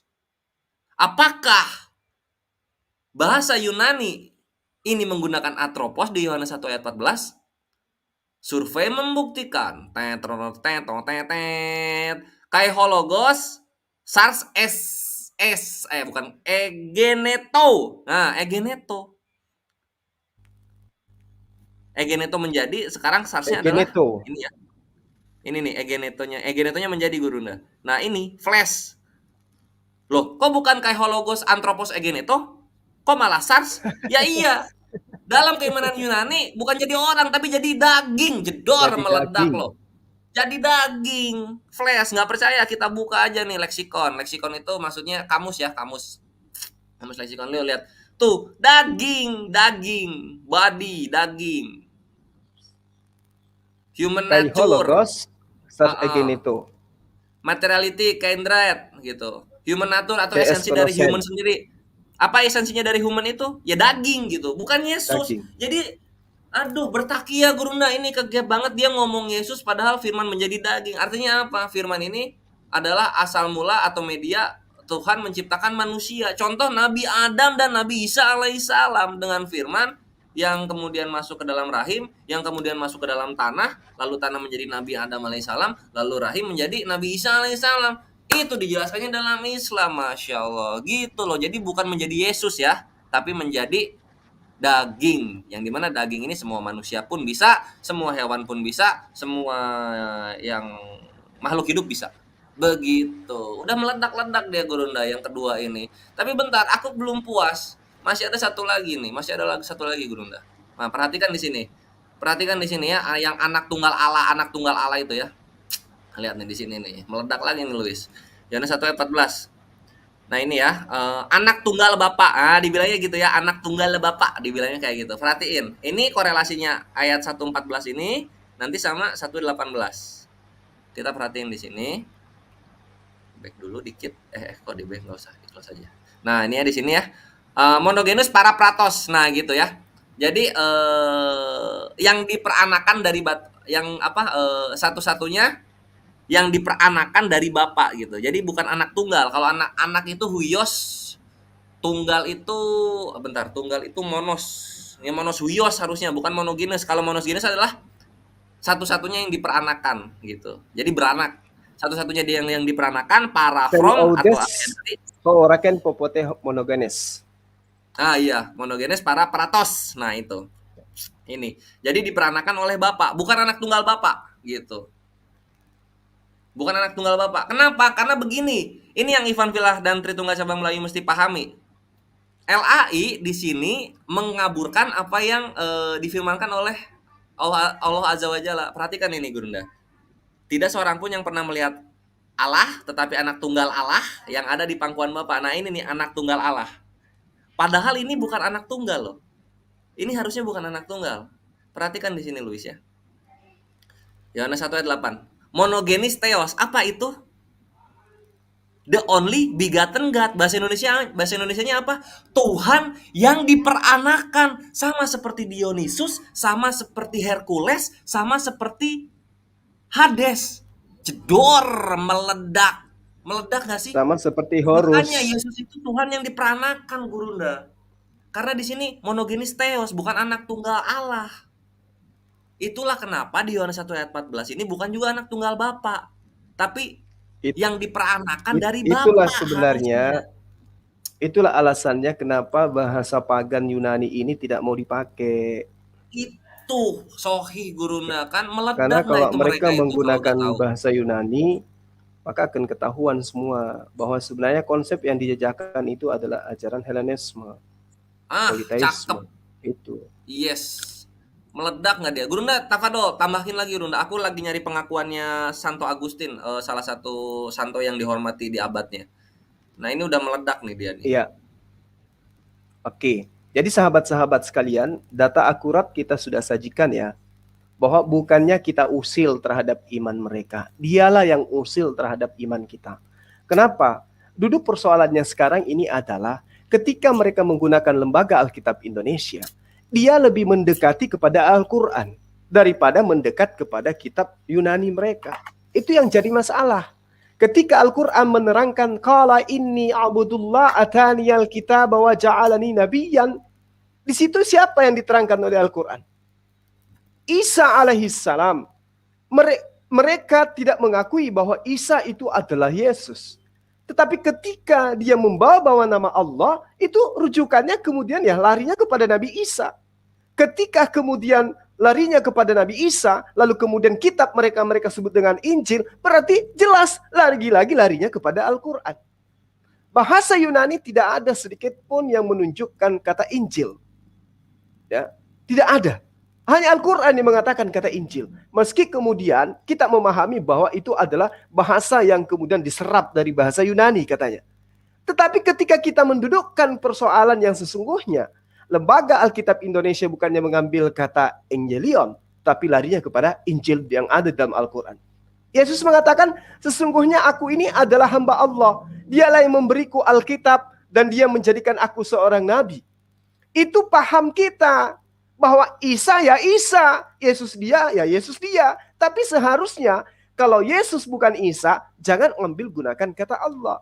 Jangan mengambil kata Alkitab. Gunakan bahasa Yunani. Lakukan pendekatan bahasa terhadap sumber daripada ajaran kamu. Jangan masuk ke dalam zona Islam. Kenapa? Karena ketika menyentuh ke esensi Allah, nama Allah, maka Anda akan bertabrakan dengan perangkat-perangkat yang ada di dalam Al-Quranul Karim yang sudah menyajikan dirinya sendiri untuk dibahas. Apa itu? Wa iskalallahu ya Isa bin Maryam a'anta qulta linnas ittahizuni wa ummi ilaihaini min dunillah. Itu jelas. Anda menabrak di situ. Dan umat Islam itu sudah siap untuk membantah. Wahai Isa, apakah engkau pernah mengajarkan kepada Bani Israel, kepada mereka, ya, sembahlah aku, selain daripada Allah. Pernahkah engkau mengajarkan itu? Yesus mengatakan, Isa mengatakan, subhanaka ma yakunu li an aqula ma laysa li bihaqqa. Anda akan tabrakan ke situ, kecuali Anda tetap mengatakan Yesus adalah putra Bapa. Itu tidak akan pernah bersentuhan dengan Al-Quranul Karim. Jadi kami bukan usil, Anda yang usil. Anda yang usil. Coba Anda melakukan pendekatan linguistik terhadap apa yang menjadi sumber iman Anda. Artinya Anda harus diarahkan kepada pemahaman Yunani kan? Karena muatan-muatannya kemudian adalah ajaran Helenisme, ajaran politeisme. Yang diajarkan kemudian oleh Romawi dan Yunani. Ini sekarang Anda masuk ke ranah Islam. Ya, itu yang perlu dipahami. Jadi sahabat-sahabat sekalian, si Louis ini memang sudah tidak berdaya sebenarnya. Makanya ketika dia mengatakan Yesus itu adalah Tuhan 100% dan dia adalah manusia 100%, dari mana datangnya 100% Yesus itu adalah Tuhan? Yaitu tadi, dari ajaran Helenisme. Ajaran penyembahan terhadap dewa-dewa yang nusul menjadi manusia. Kalau di dalam iman Islam itu tidak ada seperti itu. Di dalam iman Yudaism juga tidak ada yang seperti itu. Semua yang dipaparkan kemudian hari ini teman-teman Kristen asalnya bukan dari Yudaism, asalnya bukan dari ajaran para nabi, tetapi sumbernya adalah Paulus, di mana Paulus adalah sosok yang kemudian mendirikan sebuah sekte baru, ya, yaitu Kristen, yang mana di dalam konsepnya berkesesuaian dengan konsep lama dari Romawi dan Yunani. Itulah yang dijajakan hari ini. Bagaimana Adinda, bisa ditampilkan ada video sambungan videonya atau gimana? Iya Gurunda. Itu ya, itu tuh nikmati penjelasan dari Gurunda bahwasanya memang Yunani itu nggak ada sangkut pautnya dengan Semitik, baik itu nabi-nabi Arab maupun nabi-nabi Israel gitu. Contoh yang seperti tadi itu ya logos itu loh, logos itu seperti yang diakui oleh santonya kalian sendiri nih. Kalau misalnya kalian menghargai nenek moyang kalian, ajaran-ajaran terdahulu, nah ini lu nikmati aja. Belum di-share screen. Ntar Bunda. Kita akan ke sini, lalu kita ke sini lagi. Nah, ini ya. Oke. Jangan terguncang para Tritunggal penghujat yang di live comment. Nih, ini lihat nih. Nah, ini ya. Ini bukunya Christian Classic Adderall Library dari Library Adderall. The Confession of Saint Augustine. Saint Augustine ya, ini Saint Augustine. Santo Agustinus kalau di bahasa Melayu kan. Nah, ini ya. Siapa penulisnya? Penulisnya ya Agustin sendiri, seorang santo, seorang uskup dari Hippo. Hippo ini adanya di Afrika, di sebelah timurnya Mesir. Di Hippo itu. Nah, yang publishernya siapa? Orang Tritunggal sendiri. Nah, ini deskripsinya ya. Di dalam pengakuannya, in his confession, Santo Agustin merefleksikan dalam kehidupannya keterangan dari skriptur, dari kitab suci. Skriptur itu kitab suci, and the presence of God, dan kehadirat ilahi. Nah, gitu ya, gitu-gitulah. Pokoknya ini ini nih. Many scholars, banyak para sejarawan atau ilmuwan biblikal consider menyatakan bahwa Santo Agustin adalah salah satu dari yang paling baik dan sangat influential dari bapak-bapak gereja awal gitu. Yang paling besar dan yang paling paling menginspirasi, influential. Nah gitu. Diakui nih oleh para scholars. Lihat pernyataannya sekarang, lihat pernyataannya yang sangat-sangat diagungkan oleh scholar-scholar modern. Perhatiin nih Tritunggal Cabang Melayu. Ya. Ini di halaman 165 PDF-nya. Perhatiin di sini. Ini yang udah dikuningin. Certain books of Platonis, asik. Beberapa buku terpenting dalam Platonis atau orang-orang yang mengimani Plato diterjemahkan dari Yunani ke Latin, translated from Greek into Latin. Dan di sana aku membaca, and therein I read, not indeed in the very words, but to the very same purpose. Tidak hanya kata-katanya yang persis, tapi juga pemaknaannya yang sangat sama. Enforced by many and diverse reasons. Diperkuat oleh banyak dan variasi-variasi alasan. Bahwa in the beginning was the word, and the word was with God, and the word was God. The same was in the beginning with God. All things were made by him, and without him was nothing made. That which was made by him is life, and the life was by bla bla bla bla bla bla bla bla bla. Ini Yohanes 1 sampai Yohanes 1 ayat 5 itu ditemukan di mana? Di buku-bukunya Platonis yang diterjemahkan dari Yunani ke Latin. Pengakuan siapa? Pengakuannya Santo Agustin. Buar, meledak kalian. Duluan mana nih Platonis sama kekristenan? Duluan Platonis, dan mereka sudah mengimani penuhanan terhadap logos. Enak nggak? Enak nggak Tritungs? Makanya bangga dengan Yunani, karena Yunani banyak sekali memberikan keimanan kepada kalian. Contohnya apa? Ya itulah monogenis theos atau Allah yang diperanakannya itu Tuhan kalian tuh. Kemudian firman adalah Tuhan. Nah, itu punya Yunani semua. Bangga dong. Harus bangga jadi Yunani gitu. Makanya ganti itu Allah dengan theos supaya semakin Yunani kalian. Orang Yesus aja pakaiannya Yunani, kok pakai selendang merah gitu? Bukan Yunani, dia yang Romawi. Yunani sama Romawi kan saudaraan ya. Gitu loh. Jadi jangan sok ke Arab-Araban lah. Jangan pakai terminologi Arab. Udah lewat zaman Indomisasi tahun-tahun orde lama itu. Udah lewat. Udah tinggalkan itu. Kembali ke watak asli kalian. Tunjukkan kulit asli kalian yang memang serigala dari Yunani gitu. Udah bangga karena kami sudah mulai legowo untuk menerima kalian. Karena data-datanya berbicara begitu loh. Coba, Louis lu mau gimana lagi ini? Dari Yohanes 1 sampai 14 sampai pengakuan Santo Agustin udah gua bawakan. Di mana ini membuktikan lu takia ketika bilang bahwa ada Yesus itu anak tunggal Bapa atau anak tunggal Allah. Enggak begitu, Louis. Bahasa yang benar adalah satu-satunya yang diperanakan Bapa, satu-satunya Allah yang diperanakan. Ya Tuhan lu itu Tuhan yang diperanakan. Kata orang Yunani. Terjemahan nggak bisa menyembunyikan. Mau sebusuk apapun bangkai, pasti kecium. Inilah kenapa Al-Quran menyatakan Allah Azza wa Jalla tidak diperanakan, tidak juga memperanakan. Untuk membantah apa? Bahasa asli Yunaninya itu loh. Bahasa asli Yunaninya itu begitu, monogenis theos, monogenis para fater. Udahlah, jangan takia, jangan bersembunyi dari bahasa LAI. Kemarin udah kami porak-porandakan itu soal istri disembunyikan. Sekarang makin lu ngebantah, makin banyak kebenaran terbuka, adekku Louis yang ku kasihi. Gitu loh. Sakit ya? Iyalah kenyataan. Aduh, gimana ini Gurunda? Aku merasa jadi nggak enak ini, terlalu membongkar-bongkar yang ada nih kita berdua nih. Ya itu dia, kasihan memang karena dasarnya cuman iman, bukan karena ilmu. Jadi beda. Aduh, sedih ini gimana Santo Agustin. Itu loh, aduh, ini zaman internet mereka ini sok-sokan. Sekarang zaman internet, Islam tidak bisa menyembunyikan hadith-hadith. Nah, justru dengan terlihatnya hadith-hadith, terlihatnya data-data berkat internet Hamasiyah ini, maka kebenaran pun terbukti gitu. Bahwa kalian ini datang sangat-sangat pure dari Yunani. Banggalah dengan Yunani. Ayo dong bangga. Kembalilah ke ajaran asal Yunani gitu. Yesus bukan anak tunggal Allah. Yesus adalah Allah yang diperanakan. Nah itu lu terima tuh. Itu yang kami bantah habis-habisan. Itulah kenapa Nabi Muhammad SAW turun untuk membenarkan keimanan kalian yang cacat. Nyampe di Melayu malah disembunyiin pakai terjemahan. Apa pula? aduh.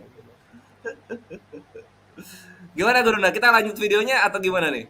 Lanjut videonya. Siap, kita lanjut ya. Kita Sambil lanjut. saya kirim link-link ke grup-grup WA. Suruh serigalanya naik. Oke, siap Gurunda. Aduh, ini kenapa aku dapat feeling dia nonton ini. Aku dapat feeling dia lagi nonton ini sekarang. Sekarang banget. In this very minute dia lagi nonton. Sabar ya Adek Luis ya. Sabar ya. Nah, terus kita lanjut lagi ke kemana nih? Menit berapa sekarang ya? Yang akan kita bahas. Menit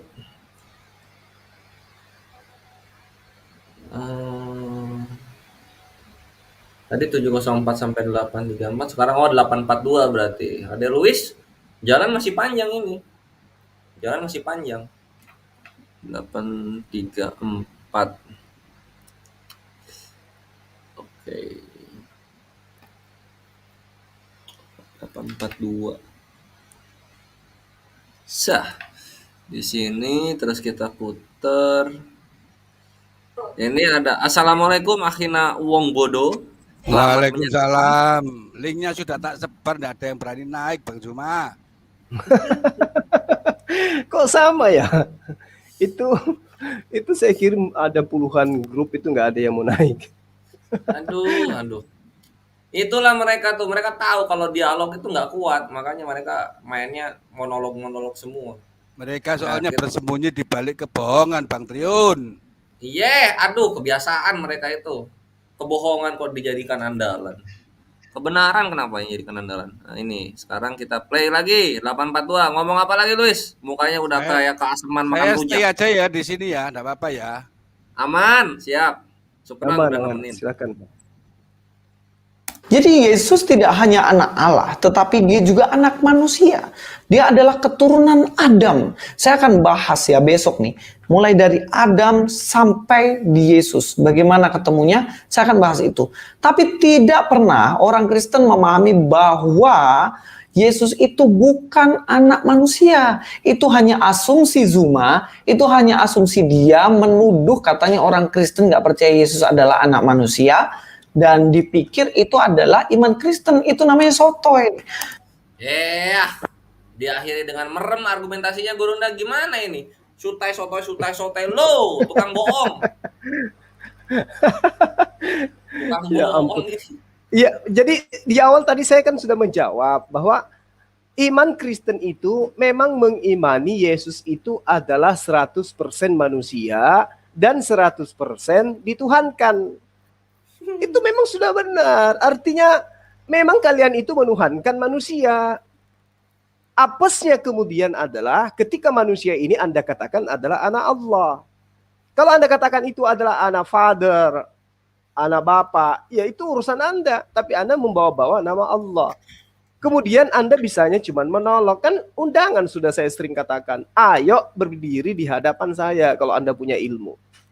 Nah, kemudian saya ingin membantu saudara Luis ini untuk jauh lebih memahami ya, biar waras ya.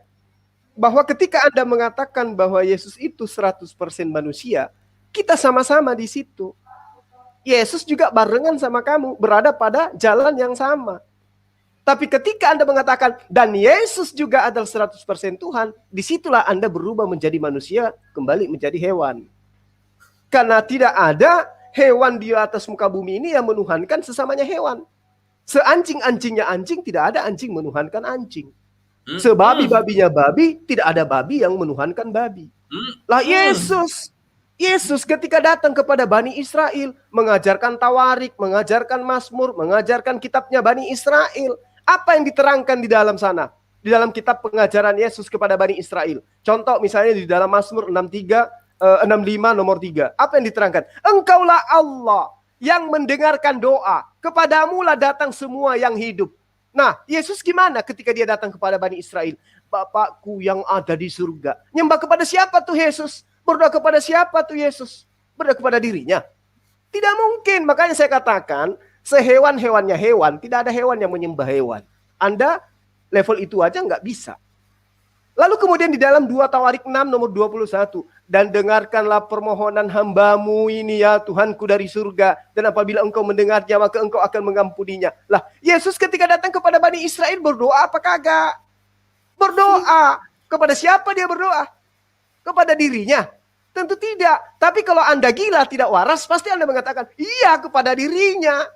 Nah, makanya saya katakan kepada Anda, ketika Anda berbicara kepada diri Anda sendiri, maka Anda akan dikatakan Anda adalah orang gila. Lah, Yesus berdoa kepada dirinya sendiri, itu orang gila.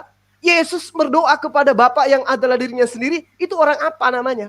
Sementara di sisi lain Anda sudah mengatakan, Yesus itu adalah 100% manusia. Kata siapa? Kata Yesus. Terus kata siapa Yesus itu juga 100% Tuhan? Kata siapa? Kata Yesus. Di mana Yesus mengatakan itu? Di mana Yesus mengajarkan itu? Kapan Yesus menanamkan rumusan itu kepada Bani Israel? Tidak ada. Jadi yang mengatakan Yesus itu adalah 100% manusia, adalah Yesus sendiri, adalah umat Islam, adalah Bani Israel, dan dalam hal ini murid-muridnya. Dan siapa yang mengajarkan Yesus itu adalah 100% Tuhan? Kristen. Siapa Kristen ini? Entah. Kita tidak tahu. Yang pastinya mereka adalah sekelompok manusia yang membawa-bawa nama Yesus, diajarkan kemana-mana bahwa Yesus yang adalah 100% manusia juga adalah 100% sembahan kami. Nah, itu makanya saya katakan kepada Anda bahwa ketika Anda mencoba mengatakan saya usil terhadap iman Anda, tanya kepada diri Anda. Apakah Anda tidak usil terhadap Islam? Tidak usil kepada kami ini, agama kami, ajaran Islam. Anda tidak usil, semuanya diusilin. Nama Tuhan kami diusilin, nama kitab kami diusilin, nama Rasul kami diusilin, semua diusilin. Makanya saya katakan, saya tidak mau lagi menyebut Lukas sekian, ayat sekian, tak mau lagi saya. Karena ayat itu hanya ada dalam Al-Quran.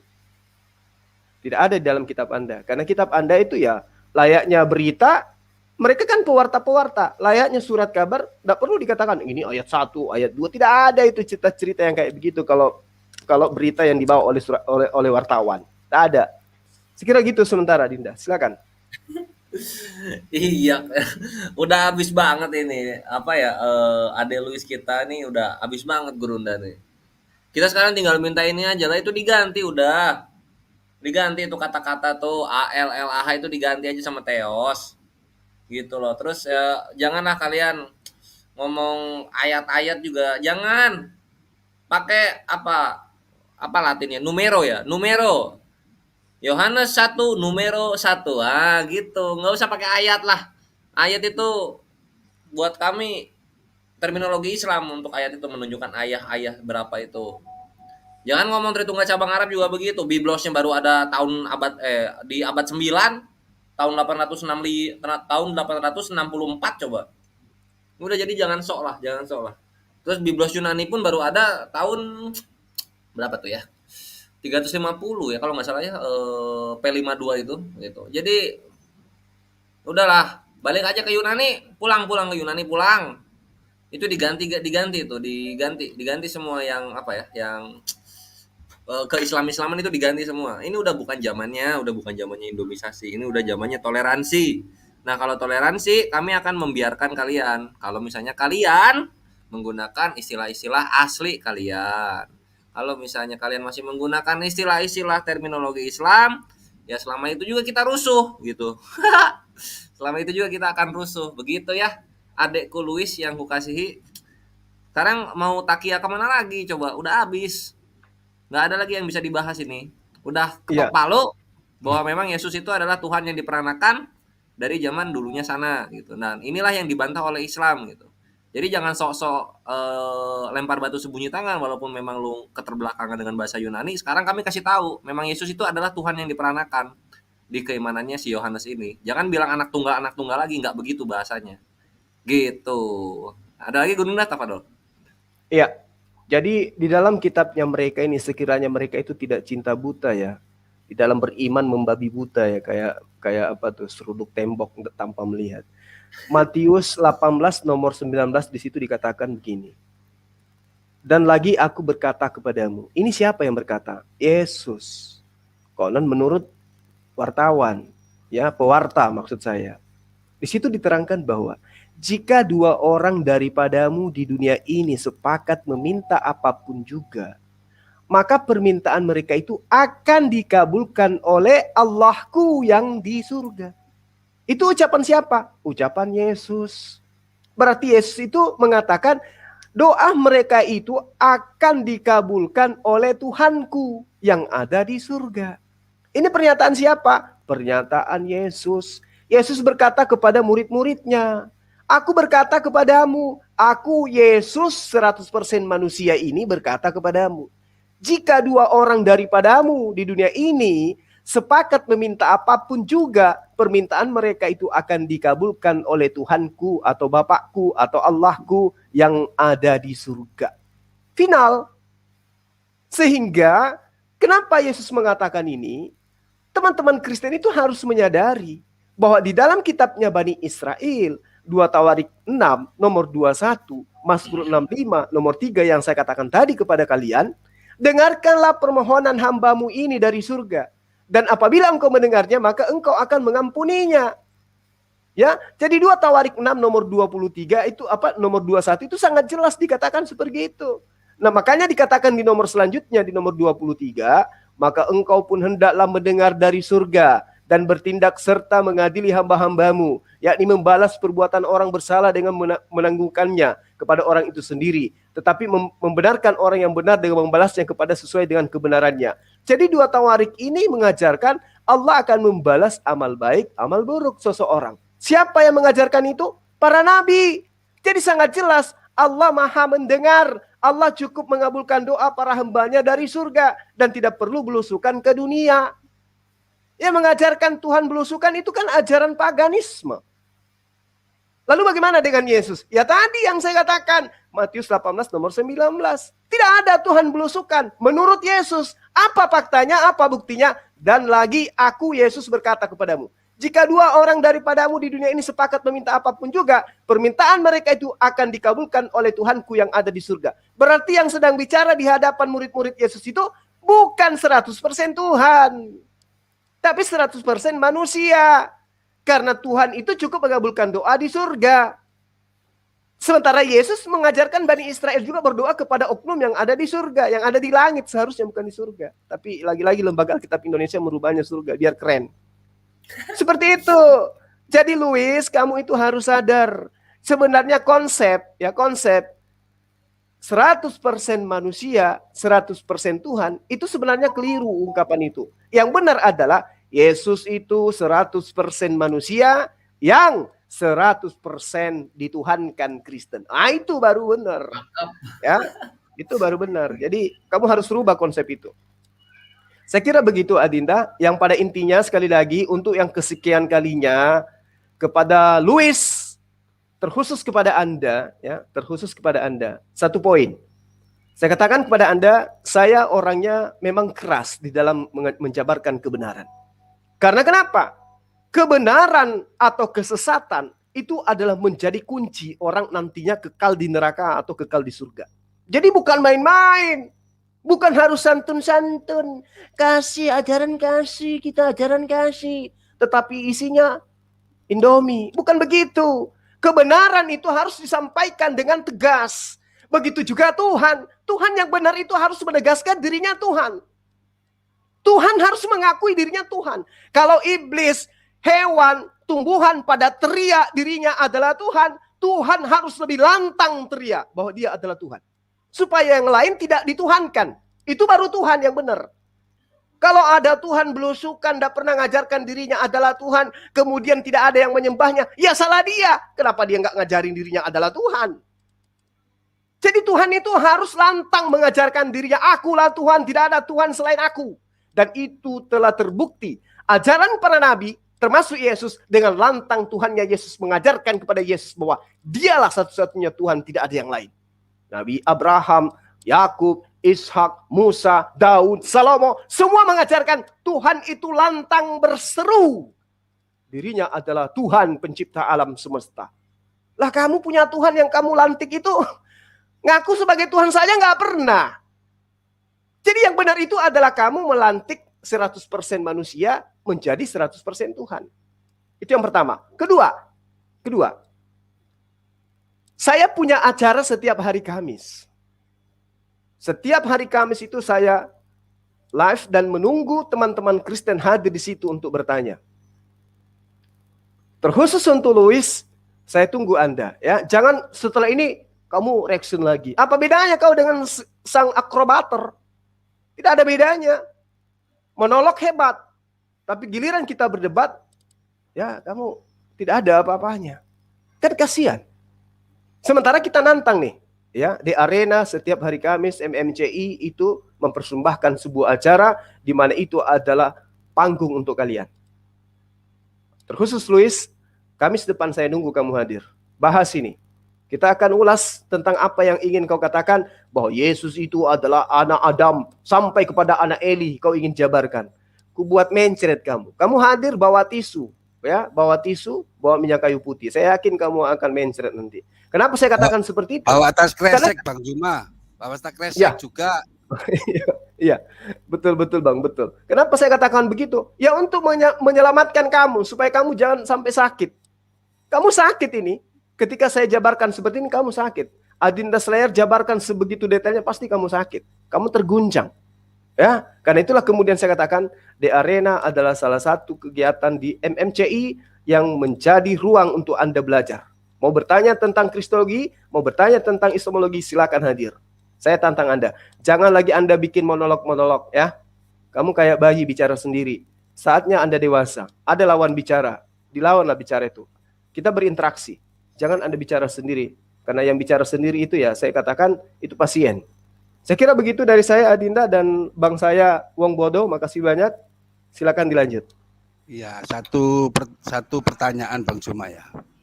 Siap. Dari sejarah itu kan sebenarnya sudah terlihat bahwa siapapun dan apapun yang memvisualkan Tuhan itu kan pagan.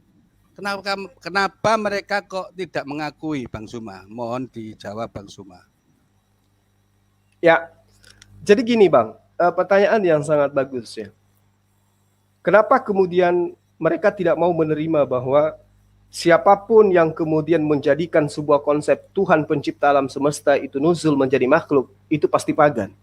Tapi mereka kenapa tidak mau mengakui itu? Itu tadi yang saya katakan. Karena mereka ke-Islam-Islaman. Mereka menutupi ke-Yunanian yang harusnya terjadi. Mereka ke-Islam-Islaman. Sehingga apa yang terjadi kita lihat. Tuhannya yang 3 itu menjadi Allah. Ya, kitabnya yang tadinya mengajarkan tentang pemberitaan hasil penyelidikan menjadi Alkitab.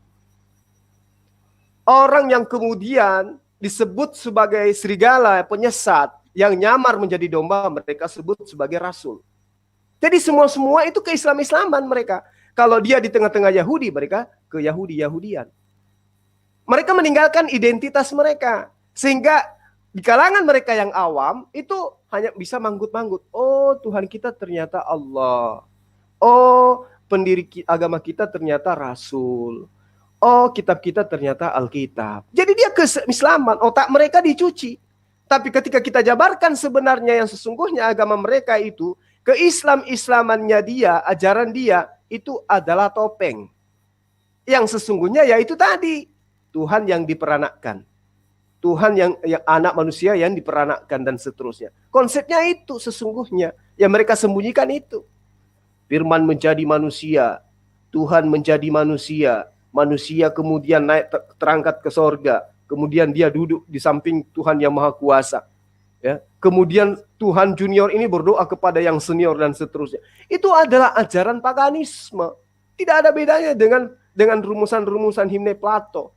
Tidak ada bedanya dengan ajaran Helenisme. Tidak ada. Jadi mereka itu kemudian nyaman di situ karena sudah membungkus diri dengan ajaran-ajaran tauhid. Membungkus diri dengan ajaran-ajaran Islam. Coba Anda bisa, sahabat saya ini bisa bayangkan.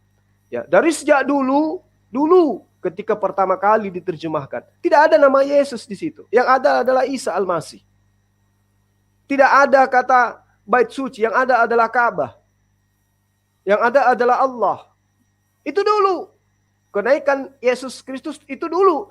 yang lebih dulu itu adalah kenaikan Isa Al-Masih. Mereka rubah seterusnya. Setelah mereka punya kuat fondasi, mereka kemudian sedikit-sedikit merubah. Ada yang dirubah ke Islam-Islaman, ada yang kemudian dirubah ke Kristen-Kristenan. Jadi kenapa mereka itu tidak menyadari bahwa mereka itu ajaran sebenarnya sama dengan ajaran pagan lainnya? Karena mereka membungkus diri dengan ajaran yang ke Islam-Islaman. Seperti itu, Bang. Yap, mantap kalau gitu Pak Suma.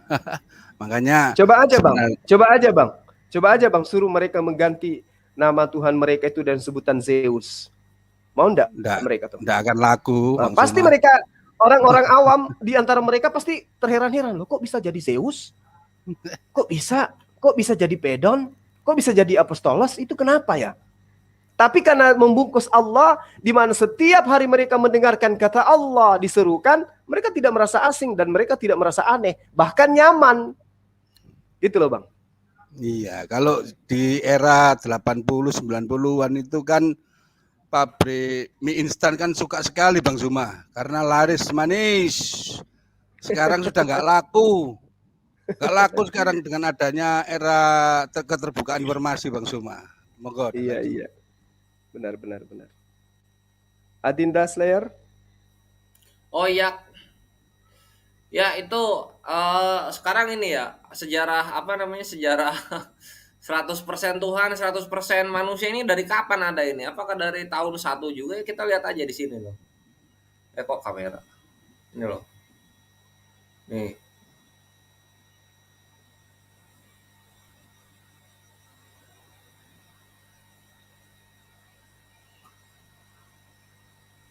Nih ya.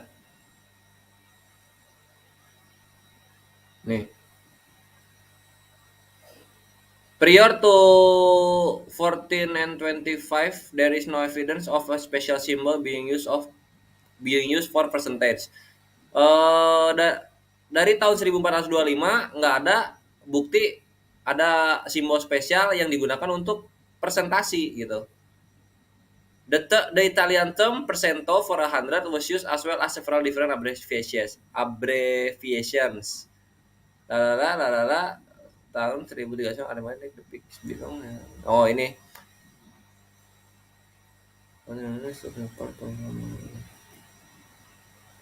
Jadi simbolnya belum ada tahun 1400, ini tahun 1300, terus persentase itu adanya tahun 1425. Tapi simbolnya begini. Gitu loh Gurunda dan Akhina dan juga Ivan Villa ya. Jadi ini abad berapa nih berarti? Abad 15 baru ada. Woi, Tritums. Ini konsepnya baru ada abad 15 gimana sih? Persentasenya aja baru ada abad 15 ini. Ini ada lagi ya. The word percent comes from the Latin precept percentum and it means for each 100 according to the cut the knot in 17th century Europe. The simbol maksudnya per persen. Lah ini simbolnya ada abad 17. Tadi ada abad 15, 200 tahun 200. Adanya abad 15 persentase ini simbolnya baru ada abad 17 gitu. Lah Yesusnya tahun 1. Konsepnya kok baru kelar di abad 15. Gimana ini kalian ini? Dengan gagah perkasa menyebutkan sesuatu yang baru ada abad 15 gitu. Ini segala terlambat ya kalian ini ya. Persentasenya baru ada abad 15, coba dibangga-banggain. Islam itu ketika Islam jadi semuanya udah lengkap. Kita tinggal mengimani. Kalian enggak, semuanya invented itu. Baru ada kemudian apa pula yang agama kayak begini tuh. Yang kayak begini mau geradak geruduk ngerusuhin keimanan Islam, agama seperti ini. Iya, aduh, menyedihkan. Menyedihkan adekku Luis, menyedihkan. Baru ada abad ke-15 dibangga-banggain coba. Apa maunya adek Luis ini? Itulah adek Luis ya, jadi persentase itu abad ke-15. Kalau misalnya kalian bangga, bawa abadnya sekalian. Kami bangga dengan 100% manusia dan 100% Tuhan. Walaupun itu abad 15. Nah, gitu. Harus dibawa itu, baru ada kapannya gitu. Karena zaman Yesus nggak tahu dia persen-persen itu apa persen. Malah kalian lebih pintar daripada Yesus. Inilah kenapa kami sering bilang, kalian itu melantik Yesus. Karena banyak istilah-istilah yang kalian gunakan, Yesus itu asing. Yesus itu asing, serius. Saya suka sama Bang Trion ini selalu pakai data loh. Jadi nampol mereka, tapi ya ada saja alasannya itu. Coba sini Itu mau alasan apa lagi mereka? Bang Khairi mau naik itu loh Bang Trion. Oh iya, Afwan. Sibuk di data. Terus apa? Kita lihat lagi ya. Lanjut ke menit 12.04 sebelum kita ke closingnya Dek Luis. Nah, kita lihat dulu. 12.04 kita lihat 12.04 mana nih? Toteo. Nah, sekarang to antropon. Yesus antropon, manusia. Dia adalah anak manusia.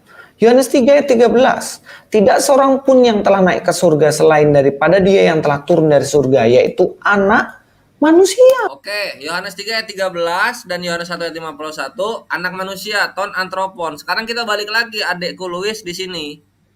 Yohanes 1 ayat 14. Antropo bukan ini, woi.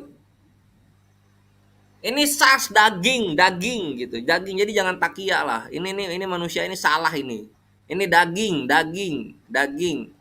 diam di antara kita, bisa apa aja. Sapi pun daging itu. Ya.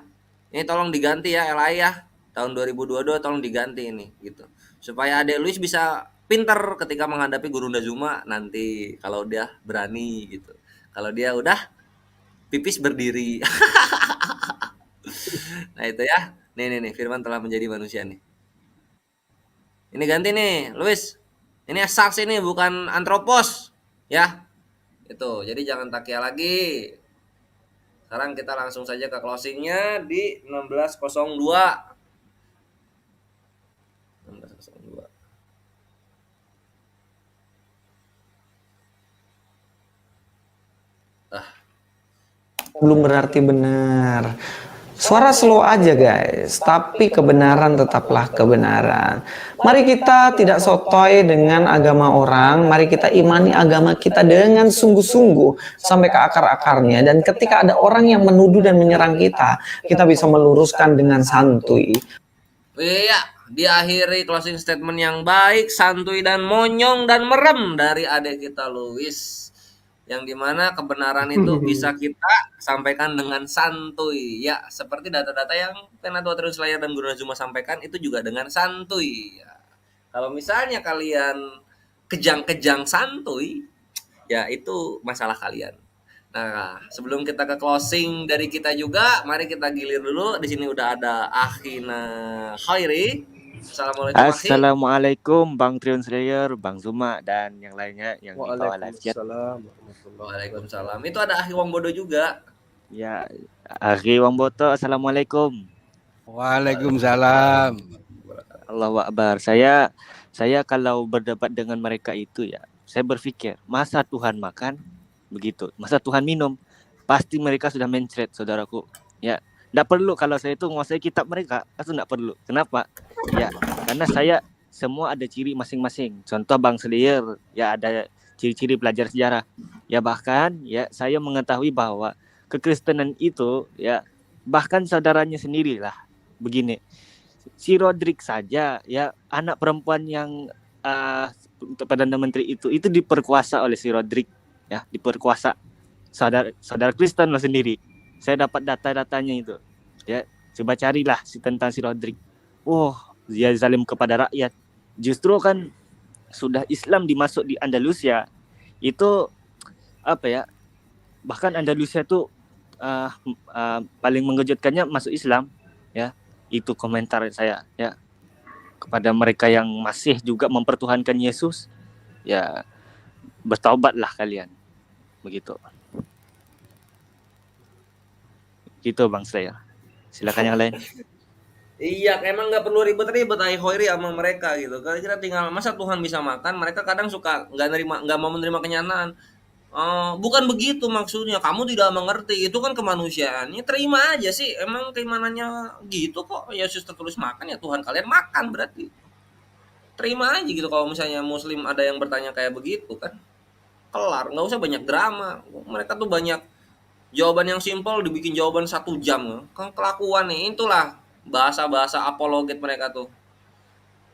Terus apalagi ya yang menarik itu, kemarin dapat kabar dari seorang mualaf, Akhi Jericho Gurunda, dan Iya. Ivan Villa yang lainnya, ternyata terhitung sini mempelajarinya dalam loh, ke dalam Islam tuh sampai ke Ibnu Kolbun dan Avicenna. Dan itu ada di STT-STT-nya mereka gitu. Wow. Nah, kalau misalnya kalian secara resmi, secara akademisi mempelajari Islam, kenapa kami tidak boleh? Jangan standar janda gitu deh. Ya, itu aku dapat kabar dari Akhi Jericho itu, Gurunda. Oh, masuk SKS itu ya Bang Triun ya? Masuk SKS. Ya Masuk SKS. Allah. Ya Robbi. Gitu ya. Mereka masuk ke ranah khilafiyah gitu, hilafiyah yang apa namanya? Yang furu. Ya, Banyak acara. yang furu gitu. Terus mereka benturkan ke denominasi ke apa perbedaan-perbedaan denom mereka. Nah, kalau denom kan usul itu jatuhnya. Usul yang paling usul. Iya Perbedaan gitu. denom Kalau usul denom-denom yang mereka paling kan usul. usul itu. Statusnya Yesus itu kan usul gitu. Jangan dibenturin ke yang furu. Alah gitu. Untung ketemu sama untung Akhi Jericho bisa bisa menghandle-nya dengan bijaksana gitu. Sehingga ketika nanti bertemu yang kedua kalinya dia udah siap untuk ngebentur balik apa yang mereka bilang gitu. Nah, itu mungkin yang bisa kita sampaikan Ivan Villa Tafado. Sekarang akhirnya uang bodoh jika ada closing statement. Yang Barjuma aja lah, diwakili Bang Juma. Siap kalau gitu ya. Guru Nazuma yang spesial terakhir nanti. Aku dulu kalau begitu. Jadi semoga banyak pelajaran yang bisa Dek Luis ambil ya, yang bisa Dek Luis ambil dengan santuy gitu. Karena sudah terbukti ayat-ayat yang dibawakan bahwasanya terlalu banyak takia Korintus dalam bahasa LAI yang sayangnya ironisnya dimakan juga oleh Adek Luis. Karena sama seperti 100 istri yang dihilangkan, maka di sini pun ada kata daging yang dihilangkan, ada kata pernah ada yang dihilangkan gitu. Karena seharusnya Yohanes 1 ayat 1 itu bukanlah kalimat masa kini atau kalimat yang saat ini sedang terjadi. Itu semua kalimat-kalimat past tense. Kalimat-kalimat yang terjadi di masa lampau yang artinya di masa ini sudah tidak terjadi. Apalagi di zamannya Yesus. Gitu loh. Karena Yohanes menceritakan kisah yang telah lalu terjadi. Sama seperti apa yang diimani oleh pagan-pagan Yunani. Seperti pengakuannya Santo Agustin. Jangan terguncang Ade Luis. Memang itu yang terjadi. Kemudian di Yohanes 1 ayat 14, Yohanes 1 ayat 18, ini membuktikan bahwa memang pagan Yunani itu mengimani ada Tuhan yang diperanakan. Yang ironisnya Yohanes pun menuliskan begitu. Tuhan diperanakan. Di Yohanes 1 ayat 18. Cross reference-nya ke Yohanes 1 ayat 14. Yang dimana inilah kenapa Islam membantahi habis-habisan. Tidak ada Tuhan yang diperanakan. Allah Azza wa Jalla tidak begitu. Karena Allah Azza wa Jalla adalah satu-satunya Tuhan yang benar. Tidak seperti Tuhan-Tuhannya Yunani. Tritunggal cabang Melayu mau merancukan dengan terjemahan kata-kata asli tersebut nggak bisa. Karena firman Allah Azza wa Jalla adalah maha benar. Sehingga akan terbukti satu persatu apa yang difirmankan dalam Al-Quran. Kenapa ini terjadi gitu? Kenapa bantahan ini bisa begitu dalamnya terjadi di dalam Islam dan kemudian kami muntahkan itu semua terhadap hujatan dan syubhat dari kalian? Ya karena kalian mulai duluan. Kalian mulai duluan gitu. Jadi ya selamat datang di kebenaran, kenyataan itu sakit, terima aja. Kalau mungkin misalnya memang Dek Luis ini hanya membantahi walaupun bantahannya sangat ringkih sekali untuk kami counter balik, teman-temannya Dek Luis itu loh.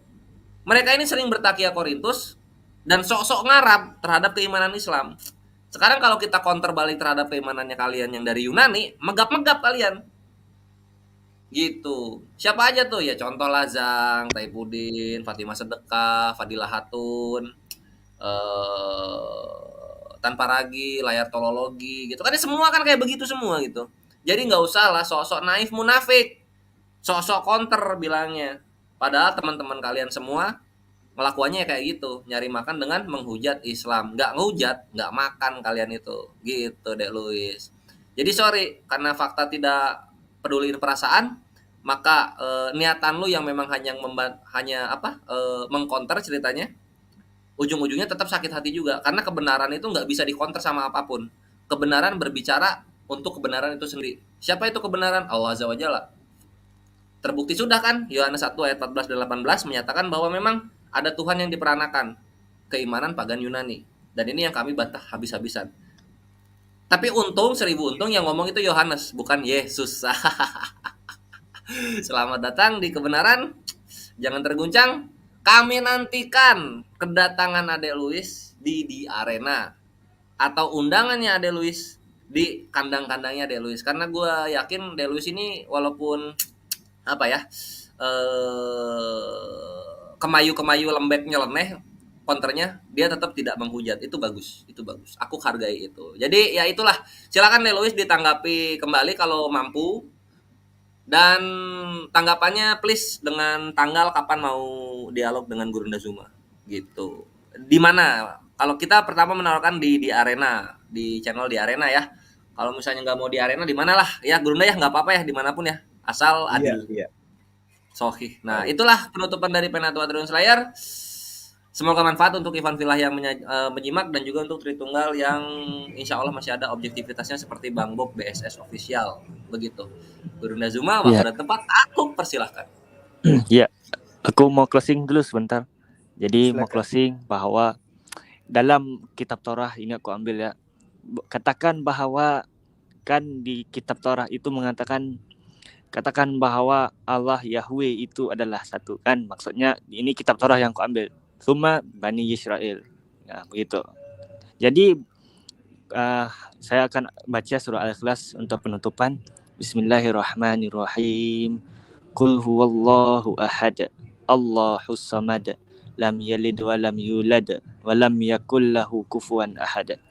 Shadaqallahul azim.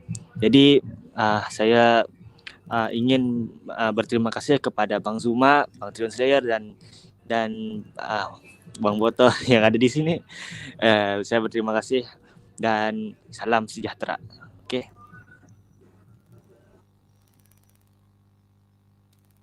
Waalaikumsalam warahmatullahi wabarakatuh. Akhirnya khairi. Ya, Gurunda Zuma, tafadhol. Ya, saya singkat aja ya, cuman bahan untuk Lois ya. Di dalam kitabnya Bani Israel yang sering Yesus bacakan ketika dia tampil di sinagoge pada hari kelahirannya di hari Sabat, dia sering tampil membacakan Alkitab. Yang dibacakan itu tentulah kitabnya Nabi Musa atau kitab-kitab para nabi. Karena di dalam kitab Anda juga diterangkan bahwa Yesus konon berkata di dalam Lukas 24 nomor 44 nomor 46 bahwa ada tertulis tentang aku di Taurat, di Mazmur dan kitab para nabi bahwa aku akan mati dan bangkit pada hari ketiga di antara orang mati, kata dia gitu ya. Artinya memang Yesus ini praktisi Yudaism yang taat menjadi guru di hadapan murid-murid yang mengajarkan konsep pengajaran nabi-nabi sebelum dia. Di dalam kitabnya Yudaism, Yesaya 43 nomor 10, di situ diterangkan begini, kamulah yang menjadi saksi-saksiku. Ya, demikianlah firman Tuhan, dan hambaku yang telah kupilih, supaya kamu itu tahu dan percaya kepadaku dan mengerti bahwa aku tetap Dia. Tidak ada Tuhan yang dibentuk sebelum aku, dan tidak ada Tuhan yang dibentuk sesudahku, dan tidak akan ada lagi. Ini jelas. Ini pernyataan Tuhannya Bani Israel. Mengangkat saksi agar orang-orang yang ada yang percaya kepada Tuhannya Israel ya itu mengerti dan percaya dengan sungguh-sungguh bahwa Allah itu tidak ada dibentuk. Sebelum dia berfirman kepada Yesaya dan setelah berfirman setelahnya, itu tidak ada Tuhan yang dibentuk. Sekarang coba Anda bercermin. Lagi-lagi saya minta Anda bercermin. Anda bercermin sekarang. Tanya pada diri Anda di hadapan cermin itu. Apakah Tuhannya Bani Israel ketika mengangkat saksi, bentukannya itu berupa manusia? Tuhan yang datang kepada Yesaya, itu bentuknya berupa manusia. Tanya pada diri Anda, jujur pada diri Anda di hadapan kaca. Luis, akankah hatimu kemudian menginstruksikan pola akalmu, dilisankan oleh mulutmu, bahwa Tuhan yang nuzul kepada para nabi, wahyunya nuzul kepada para nabi melalui perantaraan pengantar wahyu yaitu malaikat. Ketika dia menyatakan mengangkat saksi, agar orang-orang di sana percaya, agar orang-orang di sana mengerti bahwa tidak ada Allah yang dibentuk sebelum dia dan tidak ada lagi Allah yang dibentuk setelahnya. Apakah pada masa itu, di waktu yang sama, di waktu itu, detik itu, esensi sang pencipta alam semesta dalam posisi berwujud berbentuk manusia? Dan apakah itu Yesus? Tolong kamu jujur, Louis, tanya pada dirimu yang ada di hadapan cermin. Teliti lagi, korek lagi, apa yang hatimu katakan? Apakah dia mengatakan betul? Di situ sudah ada Yesus. Tuhan di situ bentuknya sudah berupa manusia. Kalau hatimu mengatakan Yesus sudah ada berbentuk manusia pada masa Yesaya mengangkat saksi, maka tolong hari ini juga Anda daftar di rumah sakit jiwa. Karena Yesus pada masa itu belum hadir pada masa Yesaya.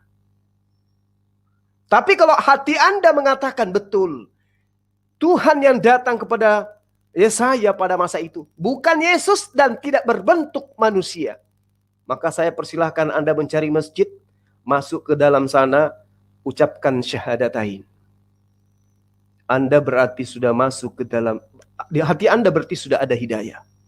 Tapi selama Anda tidak mau dan hanya akan menipu diri Anda sendiri, maka seperti yang saya terangkan tadi dalam Al-Quran, neraka adalah tempat yang kekal untuk Anda.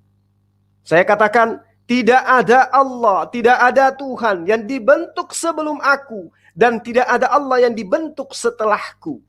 Yesus sejenak setelah malaikat Jibril datang kepada Maria memberitakan tentang kehamilannya, akan melahirkan seorang anak bernama Yesus. Yesus di situ belum dibentuk. Jadi ketika Anda mengatakan Yesus adalah 100% manusia dan 100% Tuhan, berarti Anda dengan lancangnya mengatakan Yesaya 43 ayat nomor 10 itu dusta, itu palsu, itu bukan firman Tuhan. Kenapa? Karena yang 100% manusia itu adalah Tuhan pencipta alam semesta yang dibentuk menjadi manusia di abad pertama melalui rahimnya Maria. Na'udzubillah, summa na'udzubillah. Kalau Anda mengatakan Yesus 100% manusia, berarti dan ia adalah 100% Tuhan. Berarti Anda telah membantah ajaran Yesaya yang mengatakan tidak ada Tuhan yang dibentuk menjadi manusia. Ataukah Anda ingin mengatakan Yesus tidak dibentuk menjadi manusia, tetapi Tuhan pencipta alam semesta memang adalah manusia?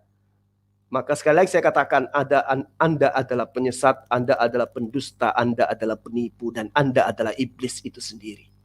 Karena Tuhan, baik Bani Israel maupun Islam, itu tidak pernah mengatakan rupa Tuhan itu adalah rupa makhluk, apalagi mengatakan bahwa Tuhan itu berupa manusia. Sekali lagi saya katakan, ini tantangan buat Anda. Yesaya 43 ayat 10, Tuhan yang benar menyatakan diri kepada para nabi, engkaulah saksi-saksiku agar kau paham dan kau percaya dan bahkan kau mengerti. Tidak ada Tuhan yang dibentuk sebelum aku dan tidak akan ada lagi Tuhan yang dibentuk setelahku. Kristen hari ini dengan nyata mengatakan Yesus 100% manusia dibentuk menjadi Tuhan. Dengan kata lain, pencipta alam semesta, Hasem Yod He Fa Fe, Allah Subhanahu wa taala adalah manusia berupa adalah Tuhan yang pernah dibentuk menjadi manusia, yang adalah Yesus. Itu tantangan buat Anda. Saya tunggu. Apakah Anda ingin hadir di acara saya atau Anda ingin mencari panggung? Saya hadir. Kita akan ulas ini. Yesus adalah Tuhan bentukan baru yang dibentuk oleh konsep pagan Yunani Romawi. Demikian. Satu kata Bang Triun. Allahumma arinal haqqo haqqo wa junatibaa wa arinal batila batila junatinaba. Subhanallah. Masya Allah. Masya Allah. Inilah ya, Islam itu udah kokoh Islam gitu. Barakallah gurunda kami dan juga Ikhwan Fillah yang selalu senantiasa membentengi umat dan selalu senantiasa saling berpegangan menjaga agama Allah dari syubhat dan fitnah yang najis, yang kotor ala-ala Yunani itu. Semoga kita semua selalu dirahmati Allah. Dengan closing statement dari Gurunda Zuma, maka berakhir sudah kajian kita hari ini Ikhwan Fillah sekalian. Semoga menjadi manfaat untuk Ikhwan Fillah yang menyaksikan dan semoga menjadi asbab hidayah untuk para kekristenan yang sedang menyaksikan. Nggak apa-apa, dari hati aja dulu. Kalau misalnya nggak mau terlihat kalah gitu ya. Kadang ego manusia itu bisa membutakan bahwa sebenarnya lo ini tetap adalah hamba dari Tuhan gitu. Entah lo mau beriman atau enggak, tetap lo adalah hamba dari Tuhan. Jadi kalau misalnya mengakui kebenaran, kadang bisa tertutup oleh ego dari arogansi manusia itu, terutama kekristenan. Jadi ya sabar-sabar aja. Pelan-pelan, hidayah itu datangnya pelan-pelan kok. Tetap sering tonton kajian-kajian yang Muslim berikan supaya kalian tercerahkan. Dan jangan lupa di arena tiap hari Kamis. Begitu ya. Tanya, banyak-banyak tanya apapun, nanti dijawabin. Di sini ada Gurunda Zuma, penginjil jalanan. Ada Triyun Slayer, Penatua itu. Paham, jadi paham dua arah, terutama mengenai tauhid atau yihud dalam Ibrani. Yang dimana tauhid atau yihud ini sangat terlalu kuat untuk Tritunggal usil-usilin.